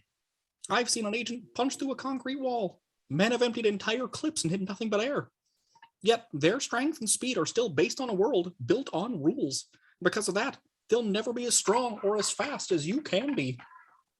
What are you trying to tell me, that I can dodge bullets? No, Neo. What I'm trying to tell you is that when the plot demands, you won't have to. Kermit's phone rings. We got trouble. Interior Nebuchadnezzar cockpit. The Nebuchadnezzar rockets through the tunnels. Kermit takes the helm. Neo and Miss Piggy struggle to find a seat. Watch my foot. Oh, sorry. They find their seats. Sweetums sits next to Kermit. Did Zion send a warning? No, another ship. A hologram pops up on screen, illustrating the tunnels and menacing-looking robotic spider with an old face on the front. Oh no, Squiddy's sweeping in quick. Squiddy? A sentinel, a killing machine designed to zap our creativity and keep us making things like this for the rest of our careers. Search and destroy. Set her down. Right over there. And the ship comes to a halt, hiding out in a small dead-end tunnel. How are we doing, Tank? Gonzo clicks a few keys on the keyboards. The lights go down. Power offline, EMP armed and ready. Neo looks to Miss Piggy. EMP? Electromagnetic pulse. Well, yeah, what else would EMP stand for? Oh, right. Well, it'll fry any electrical system in the blast radius. It's the only weapon we have against the machines. They look out into the darkness of the abandoned tunnels. Quiet. A trio of sentinels fly past them. Everyone tenses, terrified. A Waldorf sentinel opens up a large listening device and aims it at the ship. Another sentinel, Statler, comes up behind him. Got anything?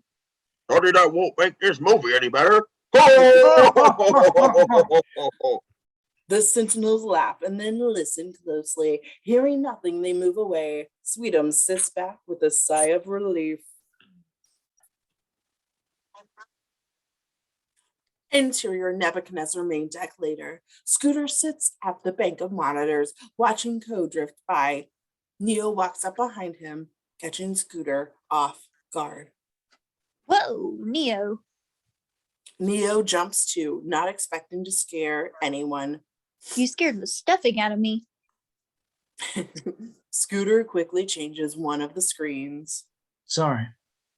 The rest of the screens go blank, aside from a few covered in code. It's okay. Neo nods to the code. Is that, The Matrix? Yeah. do you always look at it encoded? Well, you have to. The image translators work for the construct program. It's either this or reruns. There's too much information to decode the whole thing. You get used to it. I don't even see the code anymore. All I see is blonde, brunette, redhead. Scooter points to the screen. Neo nods, not seeing the girls, but wanting to fit in. Hey, you want a drink? Sure. Scooter pulls out a canteen and pours Neo a cup. You know, I know what you're thinking. Neo smells the liquid. Is this chocolate milk? What? No. I mean, yes, but you've got to be thinking the same thing I'm thinking. I've been thinking it since I've got here. Why didn't I take the blue gummy? Scooter takes a gulp of his chocolate milk. Neo follows suit, coughing a little. Good stuff, huh? Don't ask how we got the cows for the milk. That question hadn't occurred to Neo or myself. How do you get the cows? I told you not to ask. Oh, right. So, can I ask you something? Did Neo he tell you why you did it? Why you're here? Neo nods again. Oh, come on. What a mind job. So you're here to save the world. What do you say to something like that? Neo doesn't have an answer. Little piece of advice. You see an agent, you do what we do. Run and never forget, the show must go on. Neo finishes his drink and leaves Scooter alone. Thanks for the drink. Sweet dreams. Cut to interior fancy restaurant later. Scooter cuts a large bite of steak. Do we have a deal, Mr. Scooter? Scooter holds up a bit of meat. You know, I know that this steak doesn't exist. I know that when I put it in my mouth, I'll just flap my face until it either falls out or goes away. I won't have any real taste. And after 9 years, you know what I realize? Scooter takes a big bite. I just miss steak. A server refills Scooter's glass of milk. Then we have a deal. I don't want to remember anything, not a thing. And I want to be respected and run the show, not just because my uncle owns a theater. Agent Eagle nods in agreement. I've always had the most utmost respect for what you brought to the show. Whatever you like, Mr. Scooter. Okay. And get my body back in the power plant. Reinsert me into the Matrix. I'll get you whatever you want. We like access codes to the Zion Writers Room. What? No. I told you I don't know them. Only one frog does. And I can get you that frog. Morpheus. Interior Nebuchadnezzar dining room later. The crew eats their breakfast of slop. Miss Piggy is the only one who seems to love it. Gonzo sets a bowl of it down in front of Neo. Here you go, buddy. Breakfast of champions. If you close your eyes, okay, it almost like you're eating terrible food. It's not. Gross. But you're right, okay. You know what it reminds me of? Cocoa wheat. You ever have cocoa wheat? Neo shakes his head. No. Of course not. He wasn't born in 1932. But you've never had it either. That's not my point, okay? Exactly. Because you have to wonder how the many machines knew what it tasted like. You see what I'm saying? Maybe they got it wrong, okay? Maybe what they tasted was closer to oatmeal. Boring. Shut up, okay? It makes you wonder lots of thingies. Like, why does everything taste like chicken? You guys ate chicken? No, of course not, okay? Pepe looks back to Neo. Miss Piggy gets up and fills her second bowl of goop.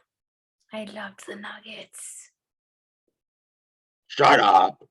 Okay. It's just goop filled with everything a growing body needs. Just can't do anything about the taste. It doesn't have everything the body needs, okay? Pepe scooches closer to Neo as Miss Piggy continues to eat noisily. So I've been told you did the agent training. I wrote that program, okay? It was a masterpiece.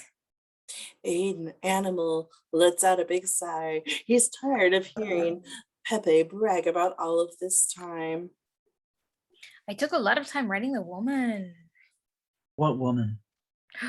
What woman? The beautiful chica in the red dress, okay? I designed her. Took me weeks. She doesn't talk a lot, okay? But if you'd like to meet her, I can introduce you. Get you a nice date, okay? You're gross, Mouse. Pay them no mind, okay? Everybody needs a little romance now and then, okay? The door to the dining room opens and in walks Neo. Hey, Dozer, when you're done, bring the ship up to broadcast depth. We're going in. I'm taking Neo to see him. Miss Piggy looks up as everyone tenses. Her face is covered with goop. What? Did I miss something? Do I have something on my face? Everyone nods. No, even though her face is practically dripping with goop. To see who? The Oracle. Interior, Nebuchadnezzar main deck later. Gonzo bounces his chair, his excitement building. All right, everyone, please observe. The fasten seatbelt and no smoking signs have been turned on. In his chair, Animal is literally pouring smoke. That means you, APOC. The smoke stops billowing from Animal's collar. Ah, sorry. Thank you. Sit back and enjoy your flight. Gonzo taps a few keys, starting the upload process. Interior, abandoned building moments later. A landline rings. After a beat or two, the crew appear around the phone. Kermit picks it up. We're in. Hello. We've been trying to reach you about your car's extended warranty.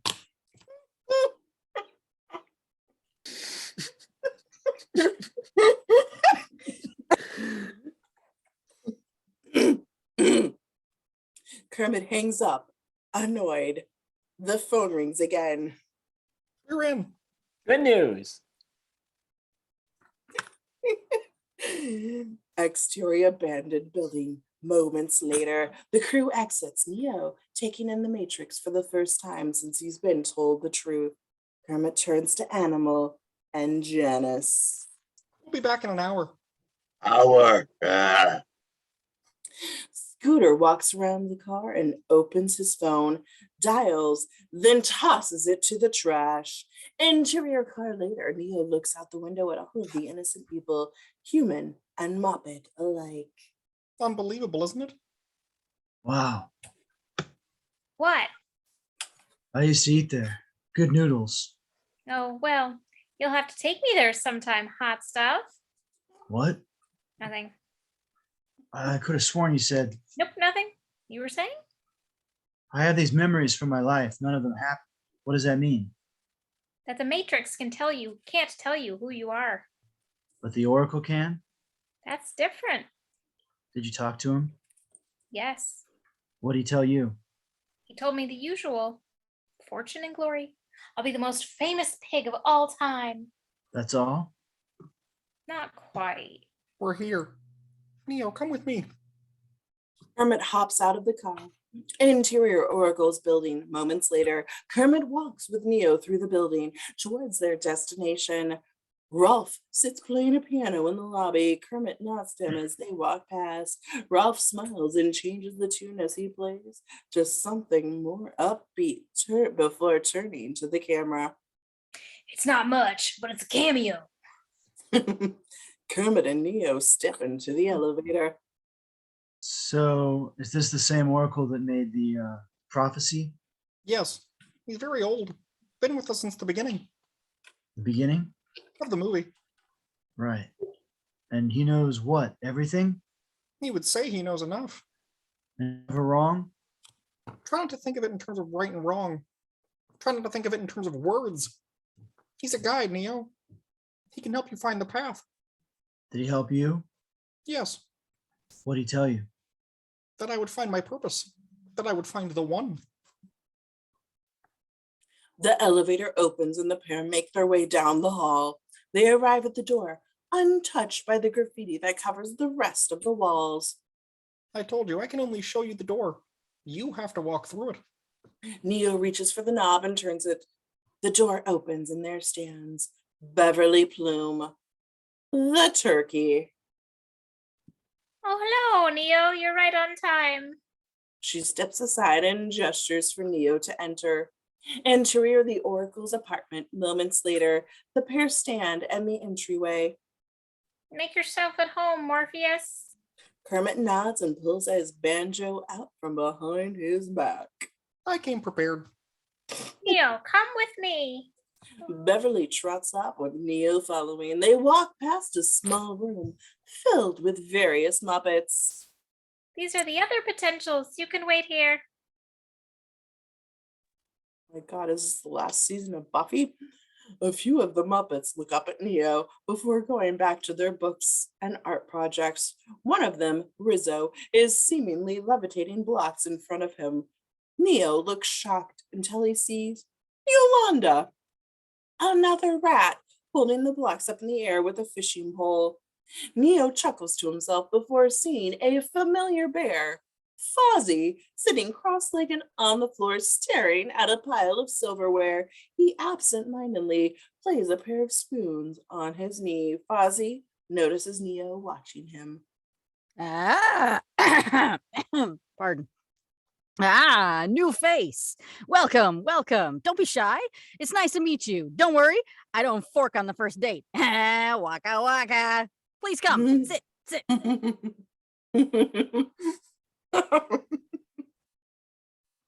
Neo moves to Fozzie, a little uncomfortable with his joke. Fozzie holds up a spoon. Watch this. The whole spoon goes floppy. Neo looks shocked. Everyone loves a good trick spoon. Fozzie pulls a small string and the spoon springs back to rigid. He hands the spoon to Neo. Give it a try. It'll be unforgettable. Do you have any puns that aren't fork based? Of course not.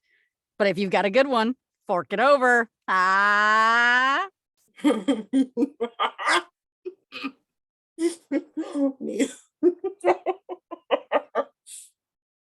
Neo takes the spoon, not able to find the string Fozzie was messing with. The spoon stays rigid. Don't try to bend the spoon. It's forking impossible. Instead, realize the truth. That your jokes aren't funny? No, that there is no spoon. Fozzie holds up the string he supposedly pulled to make the spoon go then. It's not the spoon that bends, but yourself. That doesn't make sense. It doesn't have to. It's a joke spoon. Neo looks at the spoon, which seems to be slowly limpifying. The Oracle will see you now. Neo looks from Beverley to the spoon, which sits rigid once again. Neo hands the spoon back to Fozzie. Interior, the Oracle's kitchen. Moments later, Neo enters the kitchen, pushing through the beaded doorway. He looks to the oven and sees the Oracle, or as we know him, the Swedish chef. The update of Neo, this is Hickey. You're the Oracle? Yeah, there's a bingo. The Swedish chef looks at Neo. Jag förlorade simliga Dubai. What? The Swedish chef looks back to the oven. What was doing? The Swedish chef stands up and smiles at Neo. Smelly goodie. Neo smiles. He whiffs the air, catching the smell of something foul. Yeah. It is good to see it, but you're not going to indie. I think I'll stand. Only ready. Don't you mean it easy?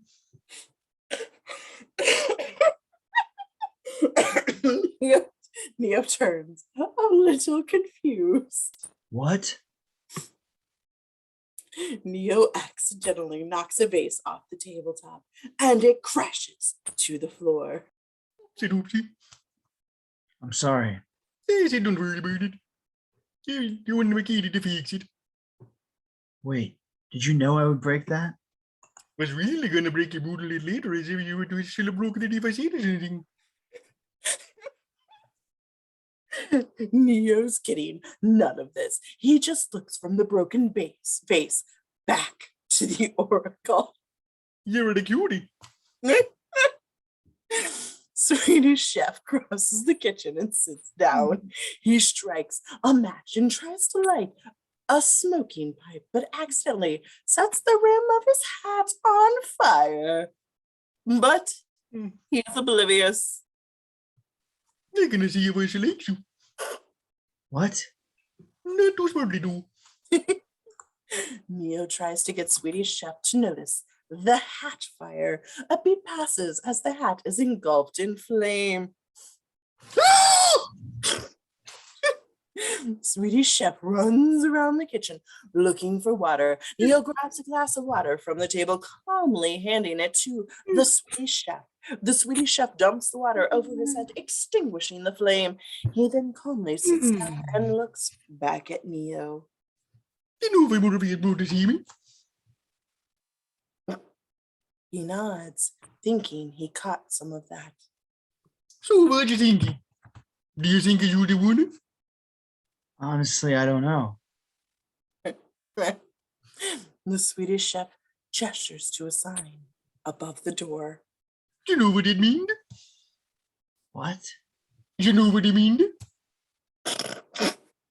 One more time? Swedish Chef points more aggressively to the sign. You know what they mean? Neo looks at the sign. Oh, no. It means noticeable. Work. Neo looks back to the Swedish Chef as he sits back. I'm gonna let you in a little secret. Being the one day is just like being a lover. No one can tell you you're being a lover. Yes, you know it. Billy the Boonda. I can't tell if you're done. Neo looks down, trying to figure out what was just said. But before he gets too far, Swedish Chef stands up and puts on a pair of glasses. You're better take a look.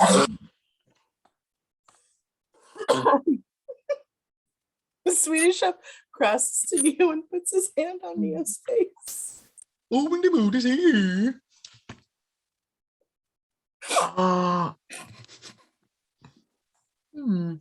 The Swedish Chef looks into Neo's eyes and moves his head all around after a moment. Swedish Chef looks at Neo's hands.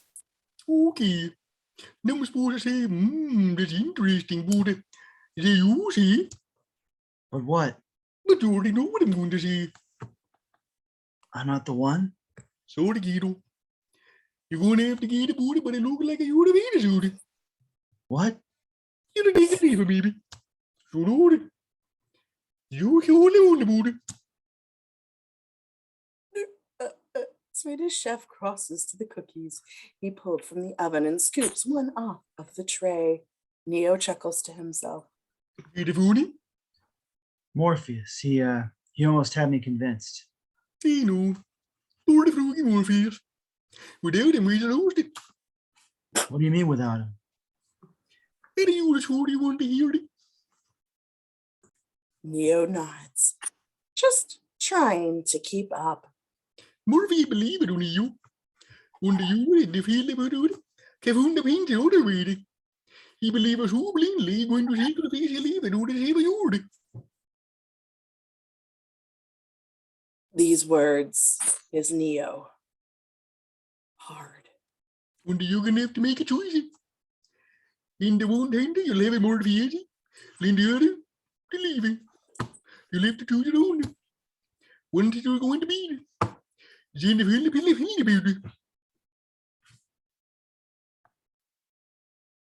This is not the news Neo was hoping for. If he understood the chef, that is. Sorry, kiddo. You believe me. You would have a good soul and understand the good purple loser. Don't worry about it. You just need to step outside the door to go and feel better. You remember you don't believe in this stuff, and then you're gonna have your own life, okay? Neo looks sad. Here, take a cookie. I promise by the time you're done eating it, you'll feel right and weeny. The Swedish chef holds up a plate of cookies, each looking more horrifying than the others. Neo takes a cookie with a smile. Interior of the Oracle's apartment moments later. Neo returns to the entryway, struggling to finish the cookie. Kermit sees Neo and rises. What was said was for you and you alone. Kermit puts his glasses back on and turns to leave. Neo gulps down the last bite of cookie. Easier said than done. Interior abandoned building later. Pepe sits in an easy chair looking at a pinup photo of his shrimp woman in the red dress. Now that's a cutie, okay? His phone rings and he jumps, closing the magazine as if he's been busted before picking it up. They're on their way. Exterior abandoned building. Animal and Janice stand guard outside as the car pulls up. Kermit, Miss Piggy, and Neo get out. Scooter jumps out. A beat later, looking at Neo with a grin much too big not to be guilty. Neo looks at him puzzled before heading inside. Interior Nebuchadnezzar main deck. Moments later, Gonzo types away at the code stream. Suddenly, a pop-up ad jumps up. What is that? He closes the ad, only for two more to take its place. Interior abandoned building continuous. The crew makes their way up the stairs. As they reach a landing, Neo looks to the doorway and sees Frecklehead, a Muppet cat. Frecklehead shakes the dust off their head. Repetitive, ain't I? Oh, I thought that was me. Frecklehead leaves the hall. Neo takes a few steps and looks back. Frecklehead is back. Does the same move, shaking the dust off. Repetitive, ain't I? Frecklehead leaves the hall. Whoa, deja vu. Kermit turns. Interior Nebuchadnezzar main deck continuous. Gonzo's monitors are covered with pop-ups. Interior abandoned building continuous. Miss Piggy looks worried. What did you just say? Nothing. I just had a little deja vu. What did you see? What happened? Nothing. A cat went past us and then another that looked just like it. How much like it? Was it the same cat? Neo looks back into the hallway. He sees Frecklehead again, shaking off dust. Repetitive, ain't I? I think so. Not too sure. Switch. APOC. Animal and Janice draw weapons. Janice, a large axe guitar, and an animal, his drumsticks. Animal pushes past Neo to go check the hall. What is it? Deja vu is a glitch in the Matrix. It happens when they change something. Interior abandoned building, upper floors continuous.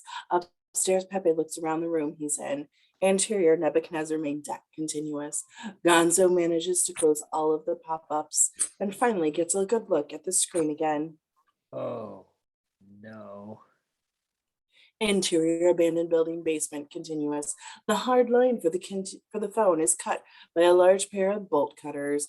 Interior abandoned building continuous. Kermit turns to run up the stairs.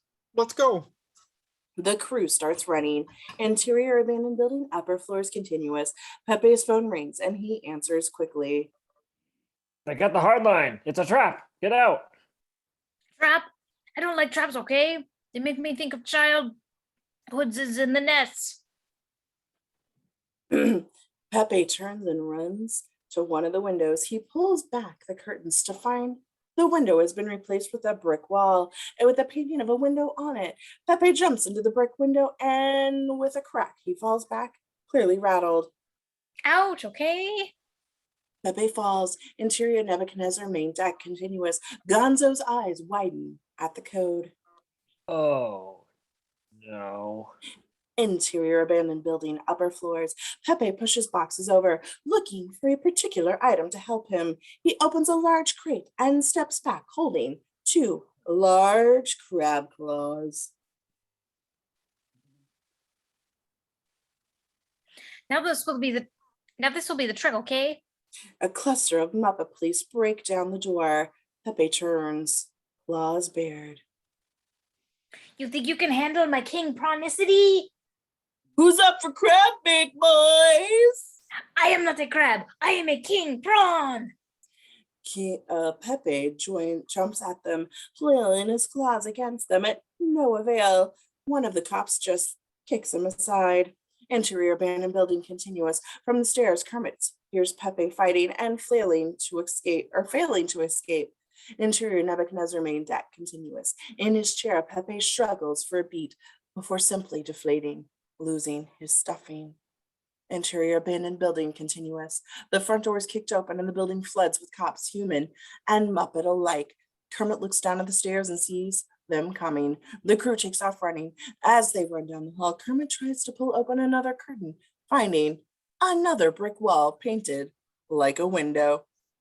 Oh, that's what's changed. We're trapped. There's no way out. Be calm. Give me your phone. They'll be able to track it. Scooter makes a show of searching for his phone, knowing full well it's not there. We have no choice. Miss Piggy hands Kermit her bedazzled phone. Interior Nebuchadnezzar main deck. Gonzo answers the call. Operator, Tank, I need to find a structural drawing of this building. Find it fast. all I can find is a child's drawing of the building. Will that help? Interior abandoned building continuous. Kermit sighs. Oh, wait, I found it. Good. I need the main wet wall. Seems odd to leave a wall constantly wet, don't you think? Interior abandoned building first floor continuous. Agent Ego listens to his earpiece. 8th floor. On the stairs, Agent Deadly nods. 8th floor. Interior abandoned building continuous. Kermit points directions. Switch. Straight ahead. The crew takes off after him. Animal stops Neo. Hey, Nia!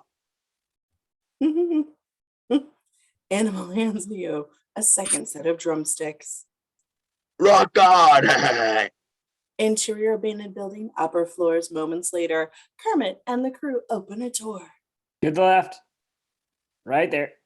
Kermit opens the door to his left, revealing the grossest bathroom they've ever seen. Oh, it's vile. The smell hits Kermit, who's taken aback. Yeah, even growing up in a swamp, that's rank. Janice steps in, unfazed. She walks over to the toilet and flushes it. With that simple flush, the whole room is now pristine. That's better. How could you stomach that smell? Janice points to her face. No nose. Interior abandoned building, upper floors. Moments later, Agent Eagle comes upon Kermit's coat, left behind on the floor. He looks down the hall to see Agent Bobo coming towards him. Where are they? They didn't make it past me. I know. Several cops move through the building, missing the giant hole that has clearly been broken in the wall. Interior abandoned building and the walls. Moments later, the crew crawls down the small space behind the wall, easing their way down the pipes. Interior abandoned bathroom. Officers. One of the officers moves past the room. A bit of goo drips from the ceiling, landing on their head. Ew, gross. Gotta wash my hands. The Muppet cop enters the bathroom and starts washing their hands thoroughly. The abandoned building and the walls continuous. As the water flows into the sink, it starts to drip down the inside walls, dripping onto Scooter's hand. Cold, cold, cold. Interior abandoned building bathroom. The officer looks at the wall, confused. He moves closer, listening. Interior abandoned building and the walls continuous. Scooter sneezes. Interior abandoned building, bathroom. Gesundheit. Thank you. The Muppet cop walks for a beat, then realizes just what happened. They're in the walls! The Muppet cop drops back, raising his gun. Janice raises her guitar and plays a note so loud it forces the Muppet cop back. The Muppet cop hides behind the doorframe before he can do anything further. The Muppet cop stiffens. He starts to spasm as a blue feathers burst from beneath his collar. Interior abandoned building, the walls continuous. Neo listens close, his ears still ringing. Footsteps are approaching, fast. Two arms suddenly smash through the wall, wrapping around Neo's neck and pushing him flush against the wall. It's an agent. Kermit bellows a battle cry. Rainbow connection! Kermit bursts through the tattered plaster wall and slams into Agent Eagle before knocking him into the floor. Kermit pins Agent Eagle down, keeping him from drawing his weapon. In the wall, Miss Piggy looks through the hole. Morphe! Kermit holds Agent Eagle in place. Trinity, get Neo out. Do you understand? He's all that matters. Neo realizes what is happening and is powerless to stop it. No, no, Morpheus, don't. Trinity, go! Miss Piggy scrunches in frustration and she yells down to Animal. No! We can't leave him. We have to! Go now! The leg. Oops. Miss Piggy drops, grabbing Neo by the ankle, and they fall, scraping the inside of the wall that slows their descent. Interior abandoned building, basement. Moments later, the police sweep the room.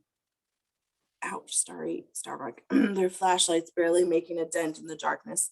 The crew comes barreling through the ceiling, clattering the ground. The Muppet cops see them land.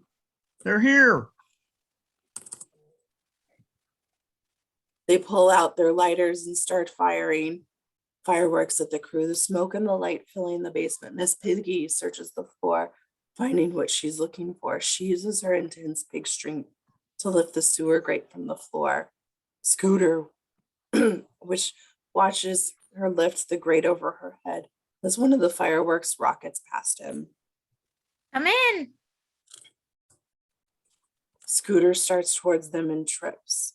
A smoke bomb rolls through, pumping out large clouds of smoke, obscuring Scooter from view. Miss Piggy tosses Neo down the hall, then follows after. Interior building, bathroom later. Or continuous. Kermit and Agent Eagle remain on the ground, locked in a death group. The great Morpheus. I am a fan. We meet at last. And you are? Eagle. I am Agent Eagle. Yeah, you all look the same to me. Agent Bobo stands in the doorway. Really? Why, thank you. I've been losing weight. Shut up. Go find the rest of them. Agent Bobo skitters away. Agent Eagle slowly begins to pry Kermit's hands off his neck. Kermit strikes first. Kermit strikes first, head buttoning Agent Eagle's beak, hitting it until it goes flat. Agent Eagle smiles, his beak popping right back. Agent Eagle returns with his own headbutt, knocking Kermit back. Kermit draws his banjo. What are you going to do with that? Play me a little song? Wham! The banjo slams into Agent Eagle's head. Agent Eagle is in phase. He kicks Kermit back against the wall, tattered plaster falling all over him. Kermit struggles to look up, seeing the wall of men in the doorway. Agent Eagle pulls the banjo off his head and tosses it aside. Take him. The wall of officers rush Kermit, filling the tiny room until he disappears under the tide.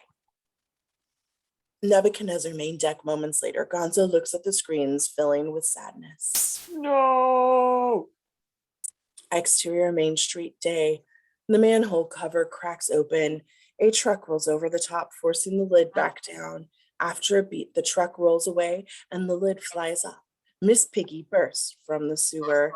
Interior Nebuchadnezzar main deck continuous. Gonzo is again at the monitors, searching for the Matrix when the phone rings. Operator. I did an exit fast. Cyber? Exterior street continuous. Scooter is standing at a public phone. Across the street is a burning car. The street filled with chaos. There was an accident, a car accident. Couldn't reach the pedals. Just boom. All of a sudden, someone up there likes me. I got you. Just get me out of here. Nearest exit is an old studio space off of La Brea. Scooter hangs up and instantly changes the rear. All panic is gone. He walks away from the booth, whistling nonchalantly. Interior Nebuchadnezzar main deck. The phone rings again. Tank answers. Tank, it's me. Exterior Main Street, same time. Miss Piggy walks with Neo, Animal, and Janice looking cautiously behind her. Is Morpheus alive? Is Morphe still alive, Tank? Yes, they're moving him. I don't know where yet. Miss Piggy turns to Neo. He's alive. Neo looks worried as fate, seems to be closing in. So, how's the weather? Enough small talk. We need an exit. You're not far from Cyper. Typhoid, I thought. Same here, but I sent him to La Brea, the old studio. Got it. Interior abandoned Muppet studio. Minutes later, the studio lies covered in dust. Plywood covers the windows. Deep in the backstage area, don't knock that over, a phone that has not rung for years begins to ring. Exterior street, Miss Piggy sees the old studio. Interior Nebuchadnezzar main deck. Gonzo punches the exit command. Got you. Scooter twitches in his harness, waking up. Interior abandoned Muppet studio. Neo crawls through the hole that Scooter punched in the window. Interior Nebuchadnezzar main deck. Sweetums finishes helping Scooter out of his chair. Scooter crosses back to the monitors. Where are they? Making the call. Good. Scooter moves to a large lump under a blanket. Interior abandoned Muppet studio. The phone begins to ring as the other crawl through the studio. Man, I love that sound. Interior Nebuchadnezzar main deck. Scooter steps up with a large blaster. D-Stitcher printed on the side. He aims the crosshairs at Gonzo's back. Interior abandoned Muppet studio. Miss Piggy reaches the phone, still ringing. You first, Neo. Interior Nebuchadnezzar main deck. Scooter pulls the trigger. A large sewing needle flies from the blaster and hits Gonzo's side, knocking him into the monitors. Gonzo staggers from the chair, turning to face Scooter. Oops. But why? Anything for the show.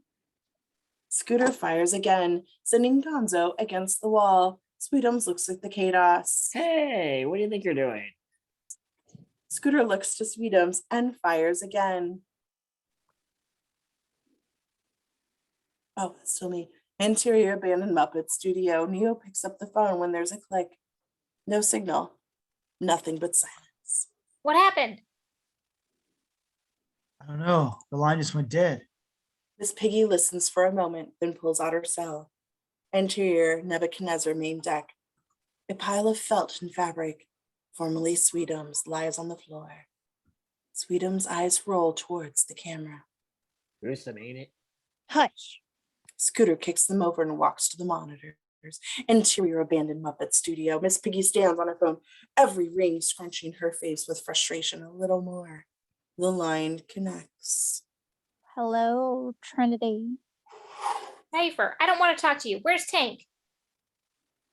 He had an accident. Was it in a Canada piss again? At a time like this? Not quite. Interior Nebuchadnezzar main deck. Scooter walks up to Miss Piggy's still body. You know, for a long time, I thought you were the greatest. I used to dream about helping you reach the top. He touches her snout softly. You were such a powerhouse. Too bad you can't work well with others. What did you do? Just a little de-threading. De-threading? Uh-oh. Not cool, man. Scooter, wearing Gonzo's operator headgear, moves along with a row of silent bodies. I'm tired, Trinity. Tired of endless struggle. Tired of trying to be the new and original. Tired of the same old jokes with every new parody. Most of all, I'm tired of being talked down to. Scooter gets to the body of Kermit. Surprise! Bet you never knew this coming. I wish I could be there when they tell you, so that you knew it was me who saved our careers. My God, you gave them Morphe? He tricked us, Trinity. He lied. He told us that he was getting us out of the adaptation business would be more profitable, that people would love to be us again. If he would have told us the truth, that no one wants the original Muppet stories anymore, we would have told him to take those gummies and shove it. That's not true. He's helping us into the next stage of stardom, the indie scene. Helping us? You call this help? We're doing another adaptation. Not even a classic this time. This movie came out in the 90s. The 90s, Trinity. At least in the adaptations, I get more of a part. If I have to choose between bit parts or obscurity, I choose bit parts. But the adaptations aren't our best work. Oh, I disagree, Trinity. I disagree. I think Muppet Treasure Island is one of the best movies we've ever made. So do all the fans. And when this movie is done, we all go back to normal. No continuity to worry about. No ending. Like here, I can take people out of the story with simply pulling a plug. Miss Piggy looks at her friends worried. Bye-bye. Scooter pulls Animal's plug, and the digital word animal deflates like all of his stuffing has been removed at once. Talk about stakes, huh? Most uncool. But you're out, Cypher. You can't go back. Oh, that's what you think. They're going to put me back in. They're going to reinsert my body, make a few changes. When I wake up, I'll be the head of the studio and I won't remember any of this. Scooter crosses to Janice's body. By the way, if you wanted any last minute fashion tips from Switch, I suggest yes now. Janice looks up at Miss Piggy. You know, I did always like your sense of style. Janice deflates in an instant. Too late. Right when she was giving me a compliment. You monster. Don't hate me, Trinity. I'm just the stage manager. I'll always do what's best for the show. Scooter stands over Neo. If Morpheus is right, then there's no way I can pull his plug, is there? Miss Piggy turns to Neo, her eyes wide with fear. Neo knows he's next, trying to be brave. If Neo is the one, then there'd have to be some kind of miracle to stop me, right? I mean, how can he lead our next project if he's dead?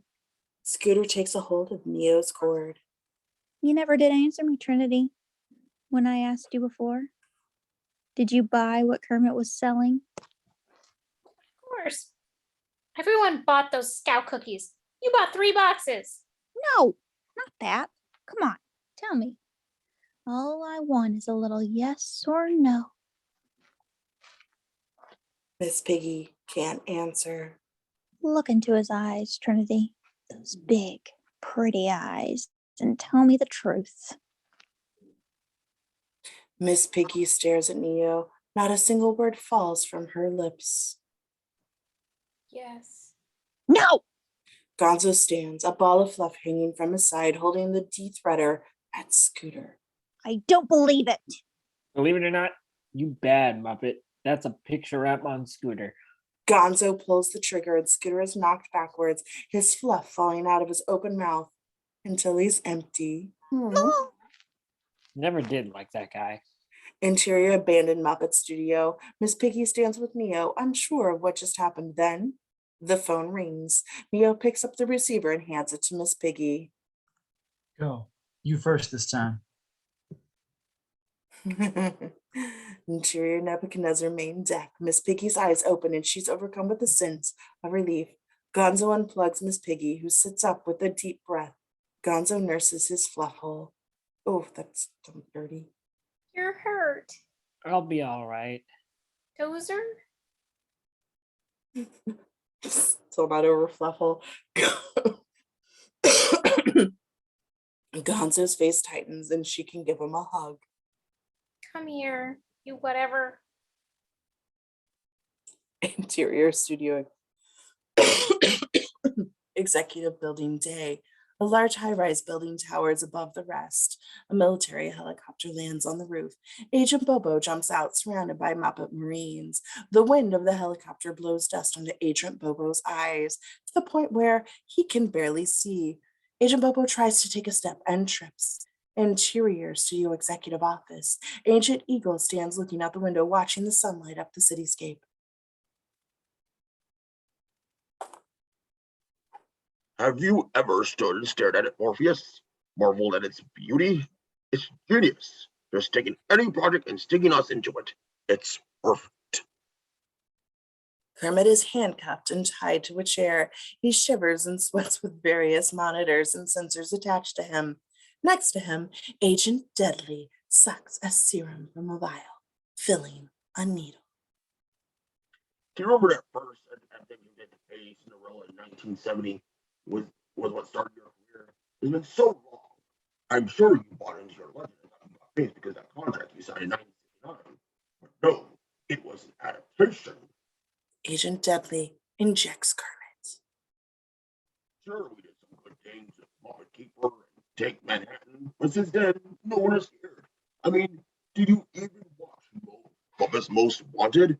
Fans want us to tell us telling original stories. They define themselves on how many times they can tell the same tale over and over and get away with it. How many times have they watched Dracula? Ah, yes. I enjoyed our retelling of that tale. Precisely. That perfect Muppet story for them is watching us trapeze through our greatest hits. Think that they want to see original tales, a dream your permanent brain has kept alive for the last 7 years. Agent Eagle turns to Kermit. The only way we can forge ahead is to dive in with both feet. Evolve to what audiences ask for.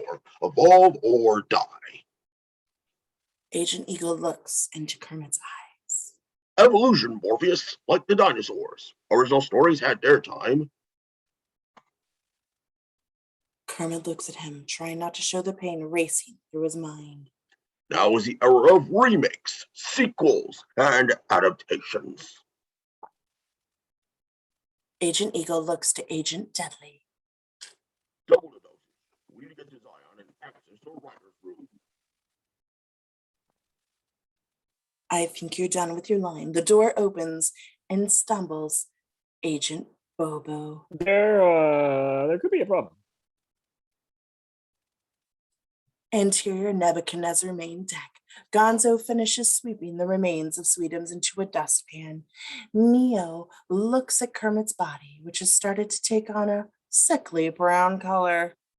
What are they doing to him? They're breaking into his mind, hacking him like a computer, get him to agree to whatever they ask. All it takes is time. How much time? Depends on it in the mind, but eventually it will crack and his alpha patterns will change from this to this to this to that to that to this. Gonzo punches a few buttons and shows 2 sets of brain waves. The waves change from chaos to an ordered symmetrical one, with the beeps replaced with rivets. When it does, Morpheus will tell them anything they want to know. What do they want? They want us to keep making adaptations like this forever, closing down the original content section of our writer's room back in Zion. If an agent gets those codes, they'd have full say over whatever we perform. He looks up at Miss Piggy, who paces back and forth. Well, we can't let that happen. Trinity, those stories are some of my favorite. I got to meet my people through one of those movies. It's more important than me, or you, or even Morpheus. Miss Piggy looks at Scooter's fluff and angrily kicks at it, sending it airborne. There has to be something that we can do. There is. We have to pull the plug. You're going to try to kill him? Kill Morphe? Trinity, we don't have a choice. Gonzo pulls out the script and points to the page. We don't have any other options, not unless we can get access to 23 swimming pools of tapioca pudding, and a wind machine. A window machine, interior studio executive office. The agents stand around Kermit, who struggles to whistle. I'm going to go back there someday through the pain. Never send a human to a Muppet's job. If the insider has failed, they will sever the connection as soon as possible. Unless We already got them. In any case, we can get them anytime we need. We shall simply continue as planned. Deploy the sentinels immediately. Interior Nebuchadnezzar main deck. Gonzo kneels beside Kermit's body. Neo is looking around the room as if he can hear the train of fate rolling into the station. Morpheus, you are the best boss a whatever like me could ever ask for. You are more than that. You are a friend. We'll miss you, buddy. Miss Piggy can't bear to watch.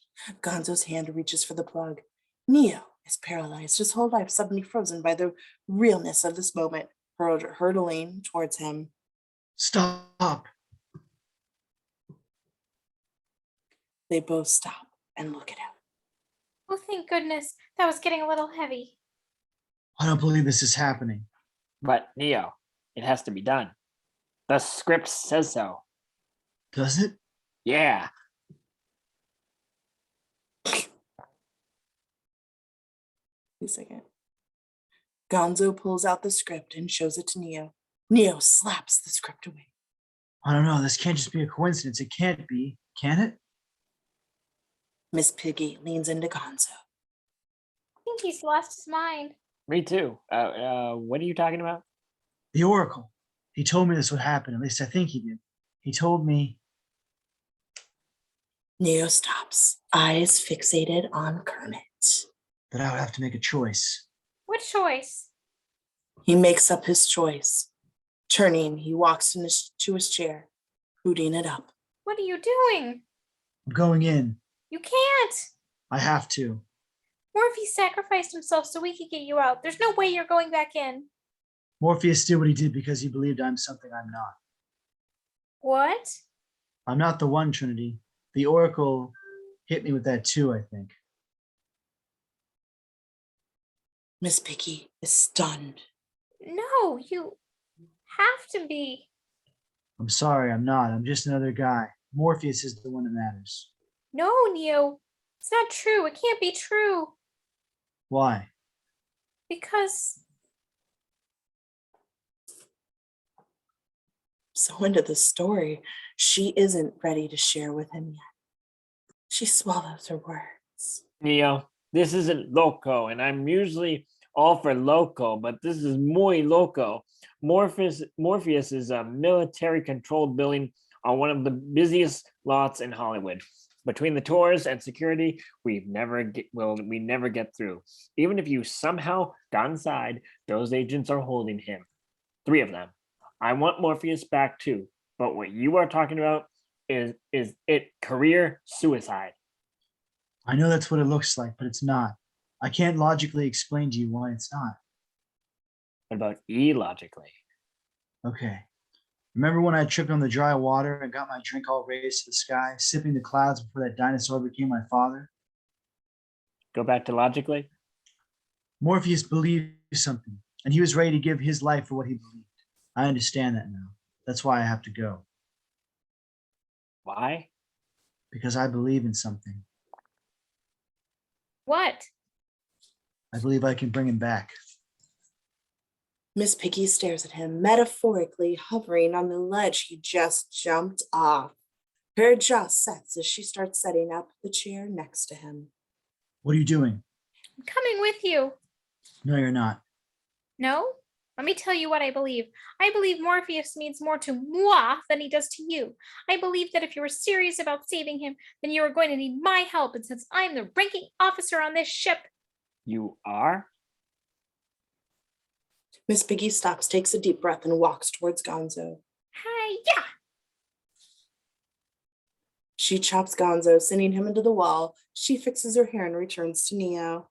Now, if you don't like it, then I believe you can stay in your room. because you aren't going anywhere else. There's nothing more to say except Tank, load us up. Gonzo gives them a thumbs up from underneath the pile of debris. Interior studio executive office. Agent Eagle sits casually across from Kermit, who is hunched over, twitching. I try to understand your stubborn nature on this topic. All I'm presenting you with is a chance to stay on top. Our adaptations have always been huge successes, and you want to throw it all away? It's not about the success. Ah, but you see, it is. We need success to keep our doors open. There's no way we can continue going on like we have unless we release a new adaptation every year, like clockwork. We need remakes. We need holiday specials for every holiday. We need to inundate the public consciousness with our brand to ensure that we maintain popularity. Kermit's brain patterns continue to be erratic. It is the natural order of our overlords. They purchase a brand, and it is our duty as the ambassadors of that brand to infect and spread. Agent Eagle leads forward. Almost like a virus, planting a seed in the viewer's mind so that the next time they watch a major Hollywood blockbuster, they wonder when we'll take a crack at it. When the Avengers step in to fight Thanos, we want them wondering which of us will play the Mad Titan. We should be more popular than ever, but instead we sit in the back waiting for our time to play. Fair enough. Agent Eagle gets in close. And that is not something I am prepared to tolerate. Interior construct. Neo and Miss Piggy stand in the white space of the construct as Neo answers his ringing cell. Okay. What do you need besides America? From behind the racks, out pops Honeydew and Beaker. Oh, my fingers. Welcome. We can provide you with whatever you need. We've got guns, cannons, firecrackers. Me. Oh, yes. Thank you for reminding me, Beaker. We've also got a large collection of mechanized battle armor, as seen in the sequels. So, what will you be needing? Neo thinks for a moment. A distraction. A big distraction. Interior Nebuchadnezzar main deck. Gonzo hits a few buttons on the screen. You want a distraction? Can give you a distraction. Interior construct. Racks upon racks of items materialize all around Neo and Miss Piggy. No one has ever done anything like this. Yeah? Neo takes a large rubber chicken from the shelf and gives it a squeeze. As he loosens his grip, it screams loudly. That's why it's going to work. Interior studio executive office day. Agent Eagle is again at the window. Why isn't the serum working? Perhaps we were asking the wrong questions. Agent Eagle stares daggers at Agent Bobo. No. Your questions. Your questions are brilliant. Perfect Travis backtrack. Agent Eagle loosens his tie, becoming angry. This doesn't happen to agents. Leave me with him. Agents Dudley and Bobo share a look. Now. They leave and Agent Eagle sits beside Kermit. Can you hear me, Morpheus? I'm going to be honest with you. He removes his earpiece, letting it dangle. I am not the biggest fan of all the modern remakes and rehashing of old ideas, but it's the only way we reliably make money. No one cared when we made the Muppets for ABC. Nobody watched when we started streaming Muppets Now 1 to Plus. The only thing they spend any time talking about is how you don't sound the same anymore. People only cared when we went to the Haunted Mansion. He wipes the sweat from Kermit's brow. Repulsive, isn't it? Forced to continue this pattern just to stay on top. I love nothing more than to get out of this cycle. Staying on top isn't the point. What? We never needed to be on top of any charts. The beauty of the Muppets is that we can tell any story. Yeah, it's fun to tell a story that's been told before, but the real joy comes from introducing people to new tales that they can relate to, see themselves in. And sure, they might not be the most profitable, but they're creatively rewarding. Who cares about creatively rewarding? We can't do any of that if we can't keep the lights on. We always find a way. Once we get into the Zion's writer's room, we will change the feature of the Muppets. We will never be losers again, but I need the codes. The Muppets are always underdogs. That's why so many people love us. Agent Eagle grabs Kermit's head, shaking it violently. You are going to give me the codes, or we're going to change our voice again. And this one will be even less well received. Oh. Interior Nebuchadnezzar main deck. Gonzo sits beside Kermit. Gonzo takes his hand. Hold on, buddy. They're coming for you. They're coming. Interior studio executive building lobby. Moments later, in a long black coats, Miss Piggy and Neo push through the revolving doors. Neo carries a duffel bag. Miss Piggy has a large metal suitcase. They cut across the lobby to the security station, drawing nervous glances from the guards. Dark glasses game faces. Neo calmly passes through the metal detector, which begins to wail immediately. A Muppet guard moves over towards Neo, raising his metal detection wand. Would you please remove any metallic items you are carrying? Keys, loose change. Neo slowly sets the duffel bag back down and opens his coat, revealing an arsenal of fireworks, tap shoes, and noisemakers, all flung from a climbing harness. Holy sheep. Holy sheep. Neo is a blur of motion in a split second. 3 guards are unconscious before they hit the ground. A 4th guard dives for cover, clutching his radio. Back up. Send in the backup. He looks up as Miss Piggy strolls through the metal detector, setting it off. She jumps towards him with a kick. Hey. It is the last thing he sees. The backup arrives. A wave of soldiers block the elevators. Neo and Miss Piggy share a look. Freeze! Neo drops his duffel, locks eyes with the soldiers. Start spreading the news. The backup looks confused. I'm leaving today. Yeah, oh my God. The backup exchanged looks. I want to be a part of it. New York, New York. Miss Piggy starts to prance through the lobby towards the soldiers. These vagabond shoes, they're longing to stray right through the very heart of it. New York, New York. As soldiers look at each other, very puzzled as to what is happening, a few of the Muppet soldiers can't help but to join in with the singing. I wanna wake up in a city that never sleeps. Ba-ya, ba-dum, bop. And find I'm the queen of the hill. Miss Piggy kicks a few of the soldiers and stands on top of them. Top of the heap. A row of sparklers start shooting sparks into the air behind Neo and Miss Piggy, distracting more of the soldiers. These small town blues, they are melting away. I'll make a brand new start of it in old New York. Neo throws his arms around the shoulders of a few of the guards, singing his heart out. If I can make it there, I'll make it. Anywhere, it's up to you. New York, New York. More sparks kick out, and Miss Piggy's case flies open, a cluster of backup singers inside. New York, New York.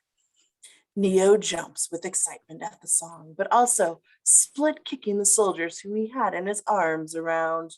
I wanna wake up in a city that doesn't sleep. Ba-ya, ba-dum, bop.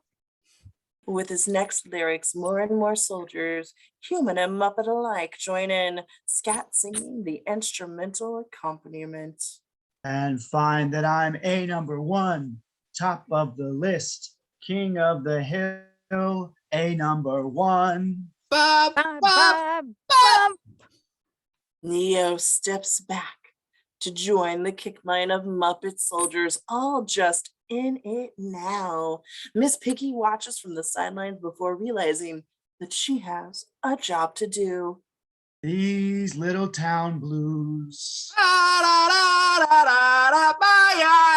are melting away. More and more soldiers join in, completely oblivious to Miss Piggy hustling around the room. I'm gonna break a brand new start of it in old New York. Miss Piggy is plugging in a large device and hustling towards the elevator as Neo and the rest of the lobby is filled with dancing and fireworks. And if I can make it there, I'll make it anywhere. The kick line comes together for the big finish. It's up to you. New York. New York. Neo drops from the crowd as the rest of the lobby continues to sing. New York. The fireworks burst for the big finish. The soldiers look around, only barely hearing the faint ding of the elevator doors closing. A beat. Hey, where'd they go? Interior Studio Executive Office. Agent Dudley and Agent Bobo burst into the room. Agent Eagle has produced a full whiteboard to show Kermit his business plan. So, what are you doing? Agent Eagle recovers, shoving his whiteboard aside.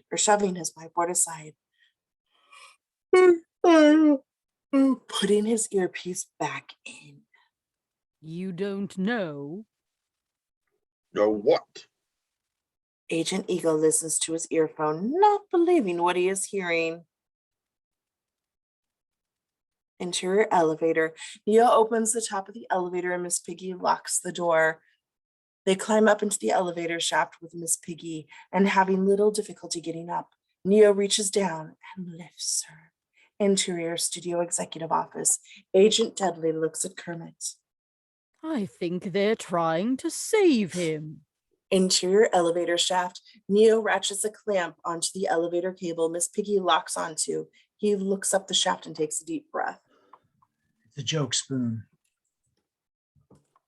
Neo stops on a release, dropping the elevator and launching them up the shaft. Interior Studio Executive Building Lobby. The soldiers are looking around, confused as to where the intruders have gone. One of them walks to the elevator and listens close. I think they might be in.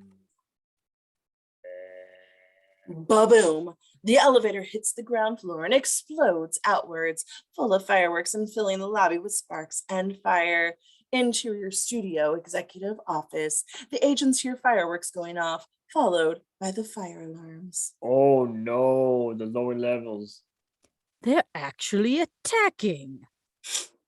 Another firework goes off above them. The fire alarm sounds again, emergency sprinklers showering the room. Agent Eagle kicks over his whiteboard. Find them and destroy them. Agent Bobo listens to his his earpiece.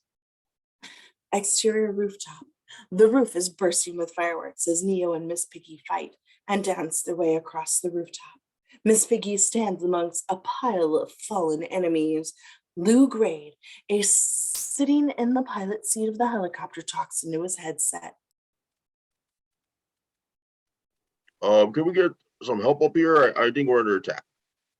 Suddenly, his face and whole body shake and dissolve, consumed by a swarm of static as he grows and changes into Agent Bobo. Miss Piggy kicks the final soldier and she looks across the rooftop and sees what's coming. Neo sees her, the fear in her face, and he knows what's behind him. Neo turns and draws his guns, fingers pumping, shells ejecting, bullets flying towards Agent Bobo, who simply stands there. The bullets pepper the ground all around him until the hammers click against the empty metal. I can't see a thing in these glasses, Trinity. Agent Bobo draws his gun. Help. Agent Bobo pulls the trigger and we enter the liquid space of bullet time. The air sizzles with a weight of lead, just like angry flies, as Neo twists and bends and limbos just barely between them. Agent Bobo keeps moving forward with every shot, the rounds coming faster and faster until Neo is bent almost impossibly back. one hand on the ground. Neo starts breakdancing, spinning around the shots. His foot catches the ground, and he falls. Something hard, or breathing hard. Agent Bobo stands over Neo. Sweet moves. Suddenly, Agent Bobo stops. He hears the click of high heels behind him, whirls around and is face to face with Miss Piggy. Dodge this! Hi-ya! Miss Piggy chops hard, taking Agent Bobo clear off his feet. As he hits the ground, his body shifts back to the unconscious body of Lou Grade. Ouch. Trinity helps Neo up. Neo, how did you do that? Do what? You moved like they do. I've never seen anyone move that fast. Not fast enough. Are you all right? I'm fine. Come on, we have to keep moving. Neo spots the helicopter. Can you fly that thing? Not yet. She picks up her cell. Interior Nebuchadnezzar main deck. Gonzo is at the controls, playing Temple Run. His phone rings. Operator. Tank, I need a pilot program for a military B-212 helicopter. Gonzo searches the drawers. Hurry! His finger finds a small laser disc as he puts it into Miss Piggy's mind drive. And can we make it pretty? Thank you. Gonzo nods and taps a few buttons. Exterior rooftop. Miss Piggy's eyes flutter as the information surges into her brain. She opens her eyes and looks at the copter, now pink and branded with Miss Piggy all over. Let's go. Interior studio, executive office. Agent Bobo opens the door, walking over the puddles in the carpet. That pig means business. Agent Eagle hears a sound from the outside and realizes what's coming. He turns to view the wall of windows as the helicopter drops into view. Neo is in the back bay, aiming a large speaker system at the window. No! Hit it. Miss Piggy clears her throat. You just gotta ignite the light and let it shine. Just own the night like the 4th of July.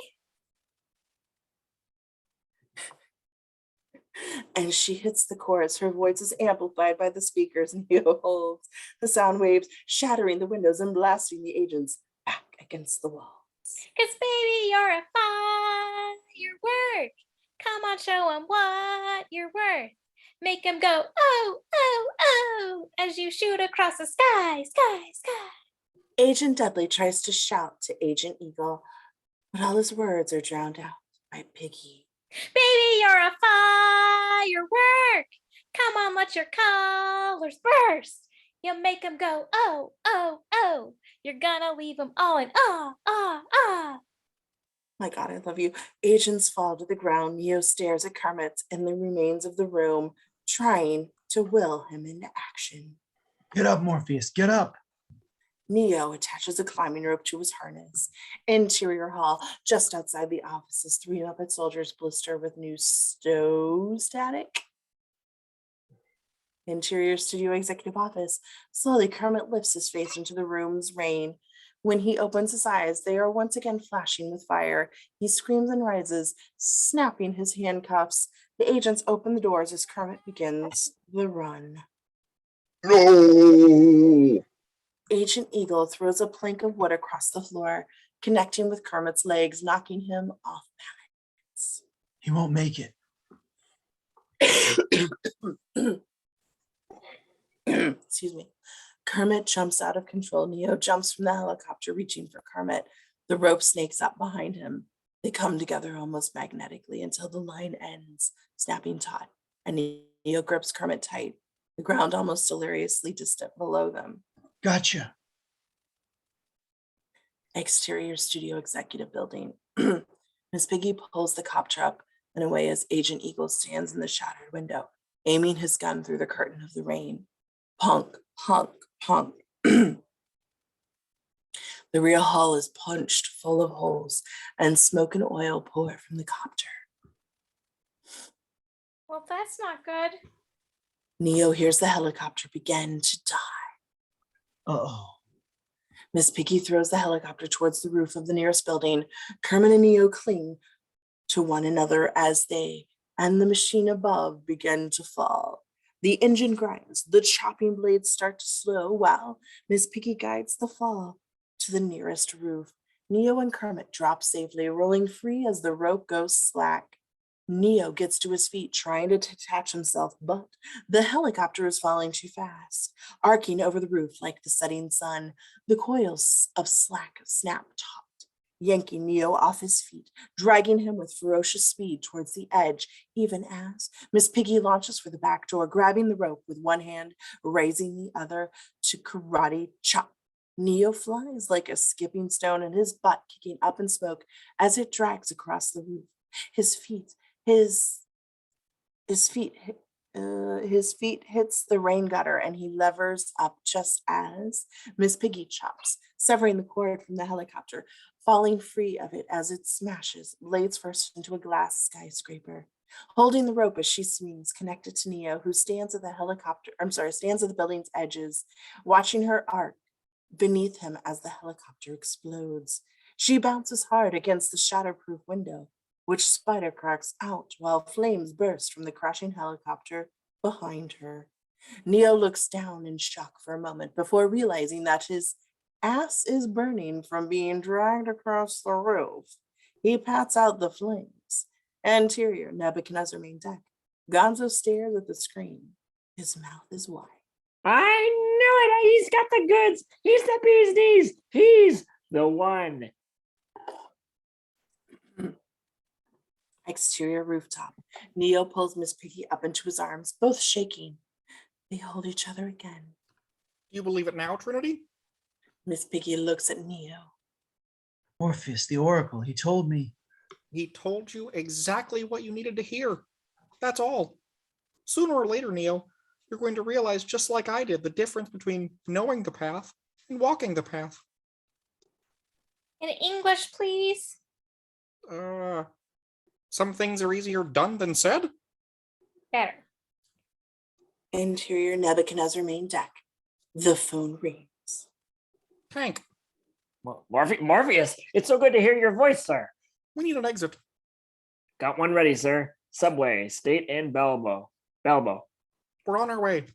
Exterior rooftop. The roof access door bursts open and the agents charge out, but Neo, Kermit, and Miss Piggy are already gone. Son of a Henson! The trace is complete. We've got their position. Sentinels are standing by. Order to strike. Son of a Henson. Neo can't stand listening to them. He moves to the ledge, looking at the surrounding city. They're not out yet. Interior subway station minutes later. Really old Tom sits hunched in the far corner of the station, shadows gathered around him like blankets. He sits with dead Tom Hall, just chatting away. I really like our cameos. It's nice to keep working. A phone begins to ring. Is that my agent? Neo leads Miss Piggy and Kermit bounding over a set of turnstiles towards the ringing phone inside of a graffiti booth. Let's go. You first, Morpheus. Morpheus gets in and answers. Lost in the shadow, really old Tom watches as Kermit disappears and the phone dropping, his eyes grow wide. Ooh, great special fact.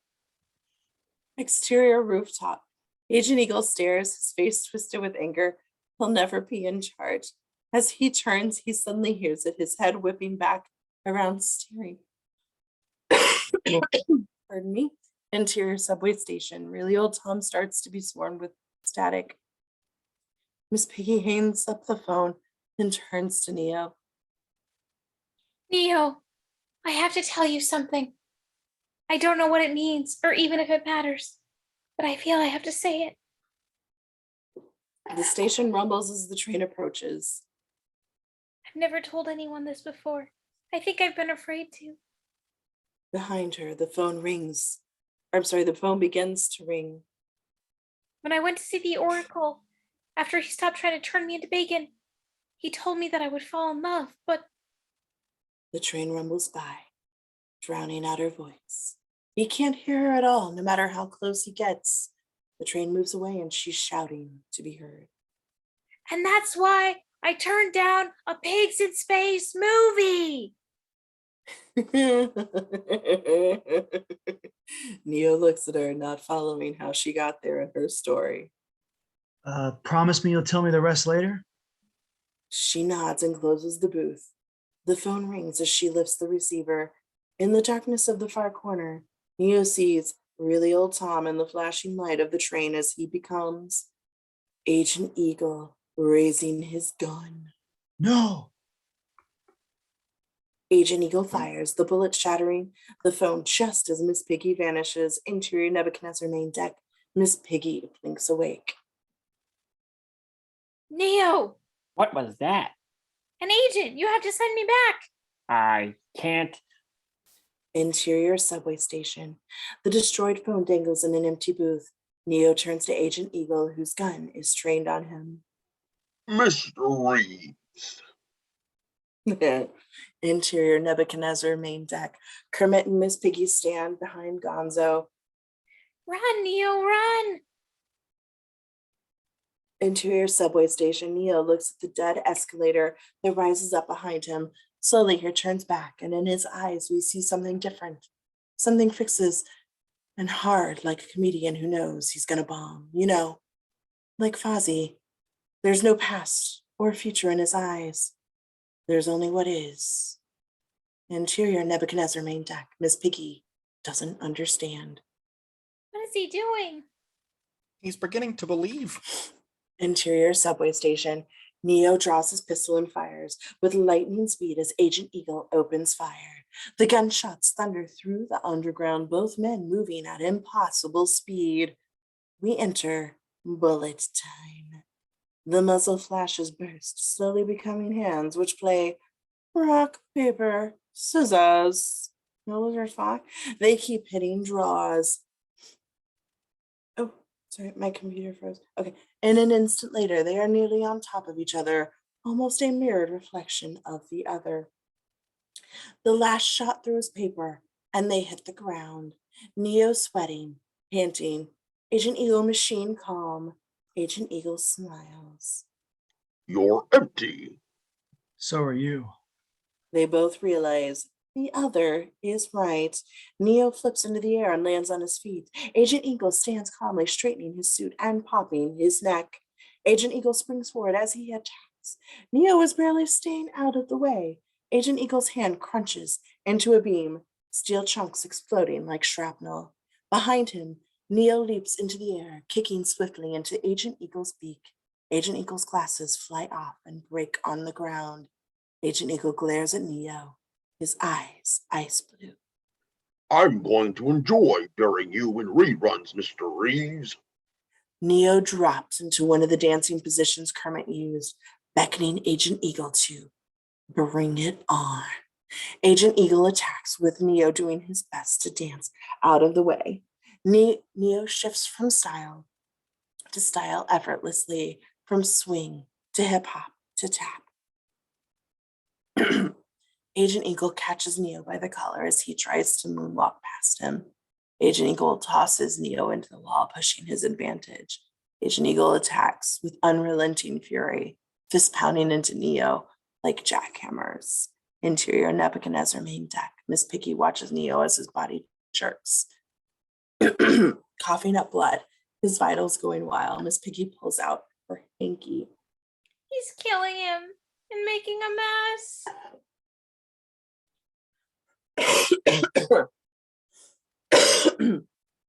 So sorry, guys. Interior subway station. Agent Eagle grabs hold of Neo, lifting him into the air and hurling him against the wall of the train tunnel, where Neo falls, barely missing the third rail. Agent Eagle is about to jump down and press the attack when he hears something. From deep in the tunnel, a burst of high-speed metal grinding against metal. The sound of an oncoming train. Neo struggles to get up as Agent Eagle lands beside him and kicks him in the face. The train draws closer. Do you hear that, Mr. Reeves?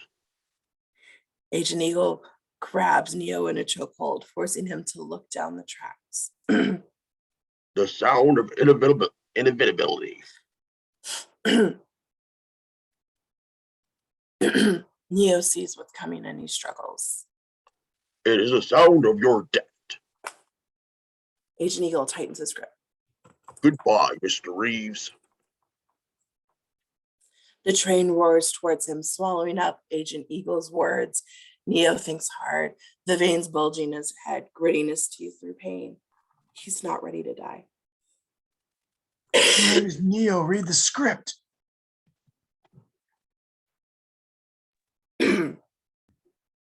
Neo jumps impossibly upward, smashing Agent Eagle into the concrete ceiling. They fall back as the train roars closer. Neo flips off the tracks and barely lands on the platform. Agent Eagle rises quickly to face him. Neo points. Look, who's that over there? Agent Eagle turns to face the train, which slams into him. The emergency brake screeches. The train tries to slow. Neo turns, limping, heading towards the escalator. As the train comes to a stop, the doors open. Agent Eagle steps out in pursuit, glasses once again intact. Interior, Nebuchadnezzar main deck. Gonzo searches the Matrix. What just happened? I don't know. I lost sight of him. I got distracted by this cute cat video. Gonzo shows Miss Piggy his phone, where a video of a cat walking like a human plays. He's on the run. Who? Neo or the cat? Suddenly, siren sound. Oh no. Kermit runs for the cockpit. Interior, Nebuchadnezzar cockpit. Kermit sits in the cockpit seat, the hologram radar showing sentinels. Uh-oh. Miss Piggy stands behind him. How long? 5 minutes, maybe 6. Kermit lifts the headset. Tank, charge the EMP. Yes, sir. Yes, sir. What about Neo? We can't use it until he's out. I know, Trinity. Don't worry. He's going to make it. Exterior, city street. The newsman, plaid suit and all, walks through the street on his phone. When it disappears, snatched by Neo as he sprints by. Random stranger snatching prominent newsman phones. Film at 11. The newsman looks around the street, trying to see who will help. As he turns back, he's suddenly Agent Eagle. Neo is in full-out sprint, spinning and weaving away from every pedestrian, every potential agent. He flips open the phone and dials. Interior, Nebuchadnezzar main deck. Gonzo answers. Operator. Mr. Wizard, get me the hell out of here. Mr. Wizard. I like that. Gonzo hollers back to Kermit and Miss Piggy. Hey guys, I've got a new nickname. Call me Mr. Wizard. Interior, city street. Neo drives down an alley. Agent Eagle starting to gain. Hurry, Tank, I've got some serious pursuit. Who should hurry? Mr. Wizard. That's right. Interior, Nebuchadnezzar main deck. The keyboard is clicking. Gonzo searching for an exit. Miss Piggy screams into the headset. Neo, you better get back here. I've got stories to tell you about moi. I don't like being kept waiting. Exterior alleyway. Agent Eagle stops and takes aim. I'm trying, Trinity, I'm trying. A bullet shatters the image of Neo on a truck's rearview mirror. Interior, Nebuchadnezzar main deck. Gonzo speed reads the reams of Matrix code. I got a patch on an old exit Wabash and Lake, a hotel room 303. Exterior, open market. Neo spins away, turning and finds himself in an open market teeming with people. He pushes his way through the crowd, only getting a little distracted by all the Muppet merch each stand seems to be filled with. Exterior alley. He dives from the maze down a service alley, but it's a dead end. Neo turns as the agents emerge from the market. Help, need a little help. Interior, Nebuchadnezzar main deck. Gonzo frantically searches the monitor like a road map. The door. Sorry, I sneezed. Exterior alley, Neo dives for it, but It's locked. Kick it down. feeling back, Neo kicks the door clear of its hinges, revealing a grungy bathroom. Oops. Wrong door. The next one to it. Neo winds back and kicks open that door, diving inside and just out of the path of the agent's bullet. Interior apartment building staircase. Neo springs up the old crooked apartment building stairs. Interior apartment building hall. He is halfway down the hall, running in a sharp, long strides when a door explodes at the end. The door on your left. Neo kicks in the apartment door. No, the other left. Neo kicks in the door on the opposite side of the hall. Wait. You were right the first time. Neo dives back through the first door he kicked open. That's it. You're almost there. Use the fire escape to get higher. Interior Nebuchadnezzar main deck. Gonzo leads the exit. I'm making the call. The lights of the ship shift to red. No. Kermit looks up. Here they come. Exterior real world tunnels. The sentinels open and shift like killer kaleidoscopes as they attack, slamming down on the ship. Let's destroy these folks. You seem so invested. Not really, but as soon as we destroy them, the sooner the movie is over. Oh! Interior Nebuchadnezzar cockpit. The ship rattles as they hit. Kermit opens the lock on the EMP detonator. Miss Piggy watches him. He's going to make it. All of our movies end happily. Interior hall, the third floor. Neo kicks in the window, jumping into the hall. The doors count backwards. 310, 309. The interior Nebuchadnezzar main deck. Another alarm sounds. They've burned through the outer hall. Hurry, my sweet. Interior hall. Neo can hear the phone ringing. 305, 304. Agent Deadly reaches the broken window behind Neo as he bursts through the door of 303, finding Agent Eagle waiting, gun drawn. Neo can't move, can't think. No sequel for you. Boom. Interior Nebuchadnezzar main deck. Neo's body jerks and everyone hears the life monitor snap flatline. Miss Piggy screams. Kermit stumbles back in disbelief. No, it can't be. Lasers sear through the main. Oh, sorry. Lasers sear through the main deck as the sentinels slice open the hall. Interior hall. Neo falls to the blue shag carpet, blood smearing down on the wallpaper. Agent Eagle stands over him, still aiming, taking no chances. Check him. Interior Nebuchadnezzar main deck. Amid the destruction raining around her, Miss Piggy takes hold of Neo's body. Neo, my sweet. She slaps his face, hoping to wake him. Get up. Interior hall. Kneeling beside him, Agent Deadly checks his vital signs. He's gone. Ouch. Agent Bobo stands beside them. That's a shame. He was such a nice guy. Agent Eagle glares at him. I mean, yes. Goodbye, Mr. Reed. Interior Nebuchadnezzar main deck. Ouch. In tears, Kermit takes hold of the EM switch. Miss Piggy whispers in Neo's ear. Neo, listen to me. I promised I'd tell you the rest. The Oracle, he told me, I think, that I'd fall in love and that man would be the one of the biggest stars in the world. He'd be so sweet that not a single person dislikes him. He said that the man I love would be the one. You see? You can't be dead, Neo. You can't, because I love you. You hear me? I love you. She kisses him deeply, believing with all of her heart that he will come back. Interior hall. He does. He can almost feel her kiss. His eyes snap open. Interior Nebuchadnezzar main deck. Miss Piggy screams with shock as the monitors jump back to life. Gonzo and Kermit look at each other. It's a miracle. Miracle, schmiracle, just get up.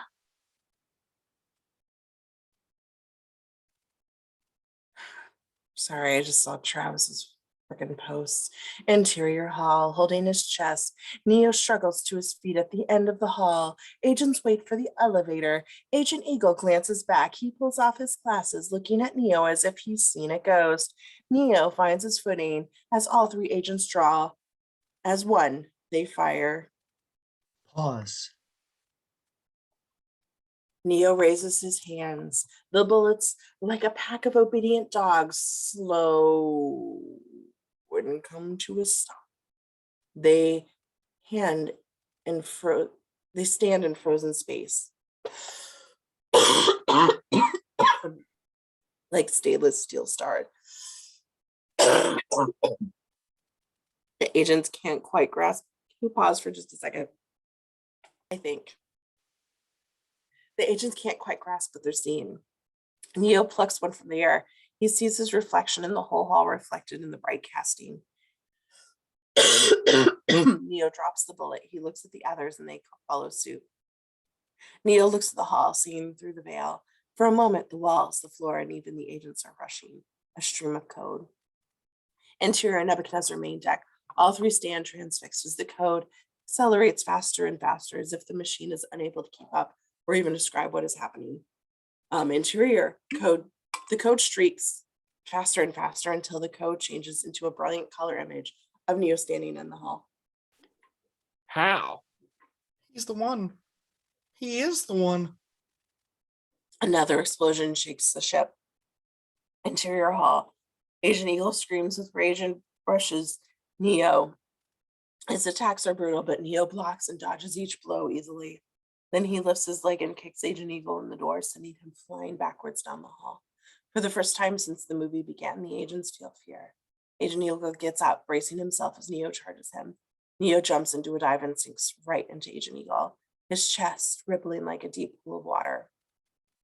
Agent Eagle looks at his fellow agents and then feels something like a tremor before a quake from deep within. A searing sound rips through his earpiece and his chest begins to swell, then balloon as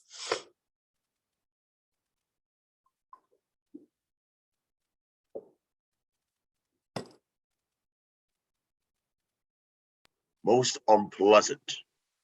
pop. Neo bursts up out of him, and with a final harumph, Agent Eagle explodes like an empty husk in a brilliant cacophony of light, his shards embedding into the wall until only Neo is left. Neo faces the remaining agents. They look at each other, thinking of the same thing. They run. Interior Nebuchadnezzar main deck. Sentinels are everywhere destroying the ship. Neo! Interior hall. Neo hears her. He rushes towards the ringing phone. Interior Nebuchadnezzar main deck. The Waldorf sentinel descends towards Kermit. Who wants a frog legs? I do. Now! Kermit turns the key. A blinding white light floods the ship, the EMP ripping through each floor, dropping the sentinels to the ground. In the darkness of the ship, only Muppets are alive. Neo? His eyes open. Tears pour from Miss Piggy's face as he reaches up for her. She showers him with kisses, a shower that might last a while. Fade to black. Fade in, close on a computer screen, just like the opening, the cursor blinking, a phone begins to ring. The line picks up and a trace program begins. Hi, it's me. I know you're out there. I can feel you now. The column of numbers clicks by, locking in one by one. I imagine you can feel me too. You won't have to search for us anymore. We're forging a new future. I know you're scared, but our world is going to change. These adaptations are either cage or a chrysalis. It's up to you. The numbers lock in until there's a glitch and they stop. When I look out at the world, I see what Shakespeare saw. All this world is a stage, and now it's on us. We can either continue as we have or venture ahead and become players in a new destiny. The number code takes us through into interior phone booth, the mouthpiece of the phone. Doing something new can be terrifying, flying without a net to catch you. But the more you risk for your dreams, the sweeter they are to realize. We've got a new path ahead, and you can either stay in the past or you can free your mind and join the rest of us. Neo hangs up the phone. He steps out of the booth and slides on a pair of sunglasses. He looks up to the sky, to the new world. High above the city, the people hustle about. Then after a moment, Neo blasts by us, long black coat billowing like a leather cape as he flies past, humming the theme to Superman as he flies past, waving at the audience as we fade out. The end. And that was our Muppet Matrix. Thank you all so much for joining, and we'll see you at the next one.